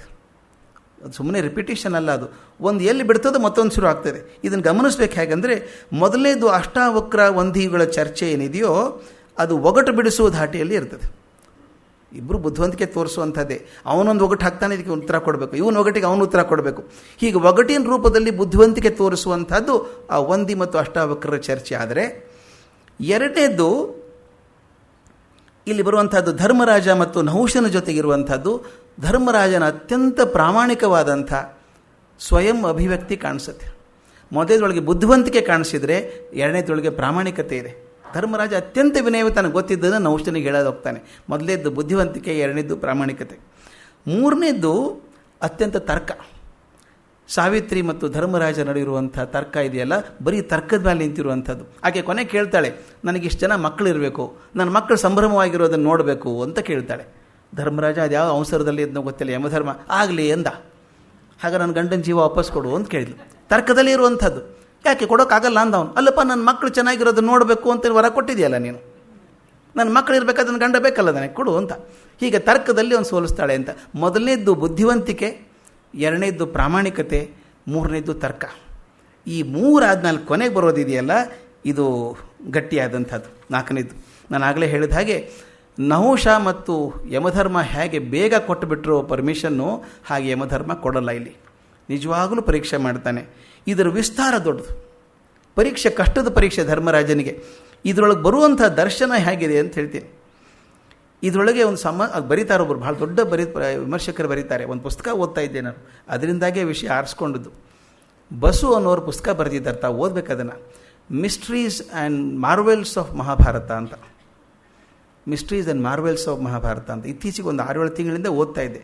ಆ ಓದಿದಾಗಲೇ ರಾಮು ಅವ್ರು ಫೋನ್ ಮಾಡಿದಾಗ ತಕ್ಷಣ ಹೇಳಿದ, ಯಕ್ಷ ಪ್ರಶ್ನೆ ಮೇಲೆ ಮಾತಾಡ್ತೀನಿ ರೀ ನಾನು ಅಂತ. ಅಂದರೆ ಅದಕ್ಕೋಸ್ಕರ ಅದು ಓದೋಕ್ಕಾಗತ್ತೆ ಅಂತ. ಎಷ್ಟು ಬೇರೆ ಬೇರೆ ಡೈಮೆನ್ಷನಲ್ಲಿ ವಿಚಾರ ಮಾಡಬಹುದು ಅದನ್ನು ಅಂತ. ನೀಲಕಂಠರ ಚರ್ಚೆ ಇದೆ ಮಹಾಭಾರತದ ಮೇಲೆ, ಅನಾಲಿಸಿಸ್ ಇದೆ, ಅದ್ಭುತವಾದ ಅನಾಲಿಸಿಸು. ಅದನ್ನು ತರಬೇಕು ನಾನು ಅದನ್ನು.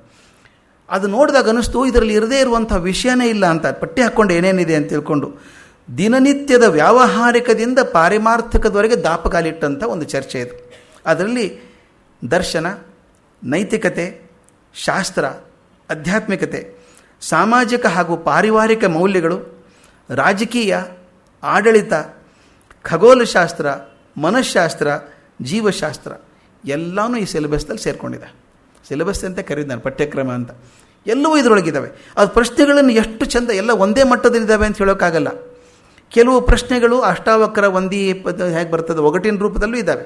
ಅದಕ್ಕೆ ಅರ್ಥ ಮಾಡ್ಕೋಬೇಕಾದ್ರೆ ಸ್ವಲ್ಪ ವೇದಗಳ ಆಗಮಗಳ ಸಹಾಯ ಬೇಕಾಗ್ತದೆ, ಕೆಲವು ಕಥೆಗಳು ಬೇಕಾಗ್ತವೆ ಅರ್ಥ ಮಾಡ್ಕೊಳ್ಳೋದಕ್ಕೆ.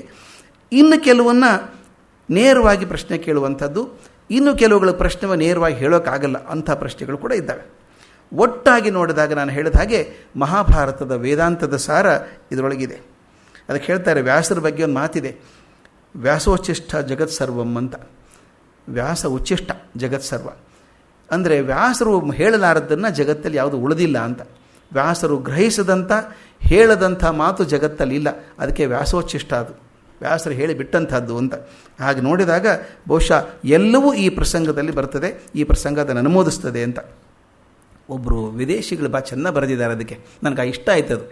It is an eclectic repository of knowledge turned into wisdom ಅಂತ. ಎಷ್ಟು ಚೆನ್ನಾಗಿರೋ ಪದ ಅದು. Eclectic repository of knowledge turned into wisdom. ಎಷ್ಟೋ ಸಲ ವಿಷಯಗಳನ್ನು ಸಂಗ್ರಹ ಮಾಡಿಕೊಂಡಾಗ ಡಿಕ್ಷನರಿಯಲ್ಲೂ ಬೇಕಾದಷ್ಟು ವಿಷಯ ಇದೆ, ಎನ್ಸೈಕ್ಲೋಪೀಡಿಯಲ್ಲಿ ಇದೆ, ಇನ್ಫಾರ್ಮೇಷನ್ ಮಾತ್ರ ಇದೆ. ಅದನ್ನು ಅರಗಿಸ್ಕೊಂಡಾಗ ಜ್ಞಾನ ಆಗ್ತದೆ. ಈ ಪ್ರಸಂಗ ಏನಿದೆಯೋ it is the repository of knowledge which turns into wisdom. ಅದಾಗುವಂಥದ್ದು ಈ ಮಹಾಭಾರತದ ಬೇರೆ ಬೇರೆ ಪರ್ವಗಳಲ್ಲೇ ಬರುವಂಥದ್ದನ್ನು, ಎಲ್ಲ ಸೂಕ್ತಗಳನ್ನು, ಧರ್ಮದ ವಿಚಾರಗಳನ್ನು ಇಲ್ಲಿ ತಂದಿದ್ದಾರೆ. ಅಂದರೆ ಒಂದು ಕಡೆಗೆ ಎಲ್ಲ ಧರ್ಮದ ಚಿಂತನೆ. ನಾವು ಭೀಷ್ಮರು ಹೇಳುವಂಥದ್ದು, ಭೀಷ್ಮ ಪರ್ವದಲ್ಲಿ ಭೀಷ್ಮ ಹೇಳ್ತಾರೆ, ಕೃಷ್ಣನ ಬಗ್ಗೆ ಹೇಳಬೇಕಾದ್ರೆ ಎಷ್ಟೊಂದು ಮಾತು ಹೇಳ್ತಾರೆ. ಇಡೀ ನಮ್ಮ ವಿಷ್ಣು ಸಹಸ್ರನಾಮ ಕೂಡ ಬರುವಂಥದ್ದು. ಅದು ಎಲ್ಲದ ದರ್ಶನ ಒಂದೊಂದು ಹೊಳವು ತೊಗೊಂಬರ್ತಾರೆ ಇದರೊಳಗೆ. ಎಲ್ಲ ಸೂಕ್ಷ್ಮದಲ್ಲಿ ಗಮನಿಸ್ಬೋದು ಇದನ್ನು. ನನಗನ್ಸೋ ಮಟ್ಟಿಗೆ ಈ ಇರೋ 4 ದಿವಸದಲ್ಲಿ 126 ಪ್ರಶ್ನೆಗಳನ್ನು ಹೇಳೋಕ್ಕಾಗೋದಿಲ್ಲ. ಅದು ನಾನೇನು ಮಾಡಿದ್ದೀನಿ, ಕೆಲವು ಪ್ರಶ್ನೆಗಳನ್ನು ಮಾತ್ರ ಆರಿಸ್ಕೊಂಡಿದ್ದೀನಿ. ಅದು ನನ್ನ ಮಿತಿಯಲ್ಲಿ ಆರಿಸ್ಕೊಂಡದ್ದು. ಎಲ್ಲ ಪ್ರಶ್ನೆಗಳನ್ನು ತೊಗೋಬೇಕು. ತೊಗೋಬೇಕು. ಆದರೆ ನಾನು ಅಂದ್ಕೊಂಡದ್ದು ಯಾವ ಪ್ರಶ್ನೆಗಳು ಹೆಚ್ಚು ಪ್ರಸ್ತುತ ಆಗಬಹುದು ಅಂತ ನನ್ನ ಮಿತಿಗೆ ಅನಿಸಿದ್ದು. ಇನ್ನು ಬೇರೆದವರು ಆದರೆ ಇನ್ನು ಪ್ರಶ್ನೆ ಬೇರೆ ಚೆನ್ನಾಗಿದೆ ಅಂತ ಅನಿಸ್ಬೋದು. ಆದರೆ ಕೆಲವು ಪ್ರಶ್ನೆಗಳನ್ನ ಆರಿಸ್ಕೊಂಡು ಅದರೊಳಗಿರುವಂಥ ದರ್ಶನಗಳನ್ನು ನೋಡೋಕ್ಕೆ ಪ್ರಯತ್ನ ಮಾಡಿದ್ದೇನೆ. ಅರ್ಥ ನೋಡ್ಕೋಬೇಕು ಸ್ವಲ್ಪ. ಇದು ನೋಡುವಾಗ ಕೆಲವು ಗ್ರಂಥಗಳ ಸಹಕಾರ ಪಡೆದಿದ್ದೇನೆ ನಾನು. ಮೊದಲನೇದ್ದು ಸುಕ್ತಾನ್ಕರ್ ಅವರ ಲೇಖನಗಳು ಬಹಳ ಮುಖ್ಯ. ನಮ್ಮ ಪ್ರಿಸೈಡ್ ಎಡಿಷನ್ ಆಫ್ ಮಹಾಭಾರತ ಮಾಡಿದಂಥ ಸುಕ್ತಾನ್ಕರ್ ಪುಸ್ತಕ ನೋಡಿದ್ದು. ಆಮೇಲೆ ಭಾರತೀಯ ವಿದ್ಯಾಭವನ ತಂದಂಥ ಒಂದು ಪುಸ್ತಕ, ಡಾಕ್ಟರ್ ಬಾಲಸುಬ್ರಹ್ಮಣ್ಯಂ ಅಯ್ಯರ್ ಅಂತ, ಅವ್ರ ವಿಮರ್ಶೆ ತುಂಬ ಚೆನ್ನಾಗಿದೆ. ಅತ್ಯಂತ ಅವರು ಆಗಿನ ಕಾಲಕ್ಕೆ 1967ನಲ್ಲಿ ಪದ್ಮಭೂಷಣ ಪ್ರಶಸ್ತಿ ಬಂದಂಥವ್ರು, ಅಷ್ಟು ದೊಡ್ಡ ಚಿಂತನಕಾರರು. ಅವರು ಬರೆದಂಥ ಪುಸ್ತಕ ಇದೆ. ಆಮೇಲೆ ನೀಲಕಂಠರದು ಪುಸ್ತಕ ವ್ಯಾಖ್ಯಾನಗಳನ್ನು ನೋಡಿದಾಗ ಕೆಲವುಗಳನ್ನು ನೋಡ್ಕೊಂಡು ಹೋಗಿದ್ದೆ. ಪ್ರಶ್ನೆಗಳನ್ನು ನಾಳೆ ಶುರು ಮಾಡ್ತೀನಿ. ಆದರೆ ಶ್ಲೋಕಗಳ ರೂಪದಲ್ಲಿ ಬರ್ತದೆ. ಒಂದೊಂದು ಶ್ಲೋಕದಲ್ಲಿ 4 ಪ್ರಶ್ನೆಗಳು. ಒಂದು ಶ್ಲೋಕದಲ್ಲಿ 4 ಪ್ರಶ್ನೆ ಇದೆ. ನೋಡೋದಕ್ಕೆ ಎಷ್ಟು ಸುಲಭ ಅನಿಸುತ್ತೆ ಗೊತ್ತಾ? ಅದು ಮೊದಲೇ 4 ಪ್ರಶ್ನೆ ಹೇಳಿ ನಿಲ್ಲಿಸ್ಬಿಡ್ತೀನಿ. ಮೊದಲೇ ಶ್ಲೋಕದಲ್ಲಿ ಬರುವಂಥ 4. ಆದಿತ್ಯ ಹುಟ್ಟುವಂತೆ ಮಾಡುವುದು ಯಾವುದು? ಮೊದಲನೇ ಪ್ರಶ್ನೆ ಇದು. ಸೂರ್ಯ ಹುಟ್ಟುವಂತೆ ಮಾಡುವಂಥದ್ದು ಯಾವುದು? ಎರಡನೇದು, ಆದಿತ್ಯನ ಸುತ್ತಲೂ ಇರುವವರು ಯಾರು? ಮೂರನೇದು, ಅವನು ಅಸ್ತಂಗತನಾಗುವಂತೆ ಮಾಡುವುದು ಯಾವುದು? ನಾಲ್ಕನೇದು, ಮತ್ತು ಅದು ಯಾವುದರ ಮೇಲೆ ಭದ್ರವಾಗಿ ನಿಂತಿದೆ? ಇದು ನೋಡಿದಾಗ ವಿಚಿತ್ರ ಅನಿಸ್ಬಿಡುತ್ತೆ. ಸೂರ್ಯ ಹುಟ್ಟೋದು ಮಾಡುವಂಥದ್ದು ಯಾವುದು? ಈಗ ನಾವು ಸಾಮಾನ್ಯವಾಗಿ ತೊಗೊಂಡಾಗ ಖಗೋಳಶಾಸ್ತ್ರ ತೊಗೊಂಡು ಸೂರ್ಯ ಒಂದು ನಕ್ಷತ್ರ ಅಂತ ತಿಳ್ಕೊಂಡು, ನಾವು ಸೈನ್ಸ್ ಪ್ರಕಾರ ಹೇಳೋದಾದರೆ ಬಿಗ್ ಬ್ಯಾಂಗ್ ಥಿಯರಿನೋ ಸ್ಟಡಿ ಸ್ಟೇಟ್ ಥಿಯರಿನೋ ಹೇಳ್ಕೊಂಡು, ಒಂದು ದಿವಸ ಟಪ್ ಅಂತ ಒಂದು ಬ್ರಹ್ಮಾಂಡ ಇತ್ತು, ಅದು ಸಿಡಿದಾಗ ಅದು ಗಾಳಿಯಾಗಿ ತಿರುಗ್ತಾ ಇತ್ತು. ಗಟ್ಟಿ ಆಗ್ತಾ ಆಗ್ತಾ ಆಗ್ತಾ ಅಲ್ಲಲ್ಲಿ ಗ್ರಹಗಳು ನಕ್ಷತ್ರಗಳು ಆಗ್ತಾ ಬಂತು. ಗ್ರಹಗಳ ನಕ್ಷತ್ರ ಸುತ್ತೋಕೆ ಶುರು ಆಯಿತು. ಅಂಥದ್ದು ಒಂದು ನಕ್ಷತ್ರ ಸೂರ್ಯ ಆದದ್ದು ಬಿಗ್ ಬ್ಯಾಂಗ್ ಥಿಯರಿಯಿಂದ ಅಂತ ನಾವು ಇವತ್ತು ಹೇಳ್ಬೋದು. ಅಷ್ಟು ಸುಲಭ ಥಿಯರಿ ಕೇಳ್ತಾ ಇಲ್ಲ. ಧರ್ಮರಾಜ ಕೇಳೋ ಉತ್ತರ ಅಲ್ಲ ಅದು. ಯಮಧರ್ಮ ಕೇಳುವಂಥ ಪ್ರಶ್ನೆ ಅಲ್ಲ. ಅವನ ಉತ್ತರದ ರೂಪೇ ಬೇರೆ ಇದೆ. ಅದಕ್ಕೆ ನಾಳೆ ತಗೊಂಡಾಗ ಈ ಪ್ರಶ್ನೆಯ ಮೇಲೆ ಕಾಣಿಸುವಂಥ ಮಾತು ಯಾವುದು? ಸೂರ್ಯನ ಹುಟ್ಟಿಗೆ ಕಾರಣ ಯಾವುದು ಅಂತ ಅನಿಸಿದರೆ ಅದರ ಚಿಂತನೆ ಬೇರೆ ರೂಪದಲ್ಲಿದೆ. ಅದು ಯಾವ ರೂಪದಲ್ಲಿ ಹೇಳ್ತಾರೆ, ನಿಜವಾದ ಅರ್ಥ ಏನು ಅನ್ನೋದನ್ನು ನಾಳೆಯಿಂದ ಗಮನಿಸೋಕೆ ಪ್ರಯತ್ನ ಮಾಡೋಣ. ನಮಸ್ಕಾರ.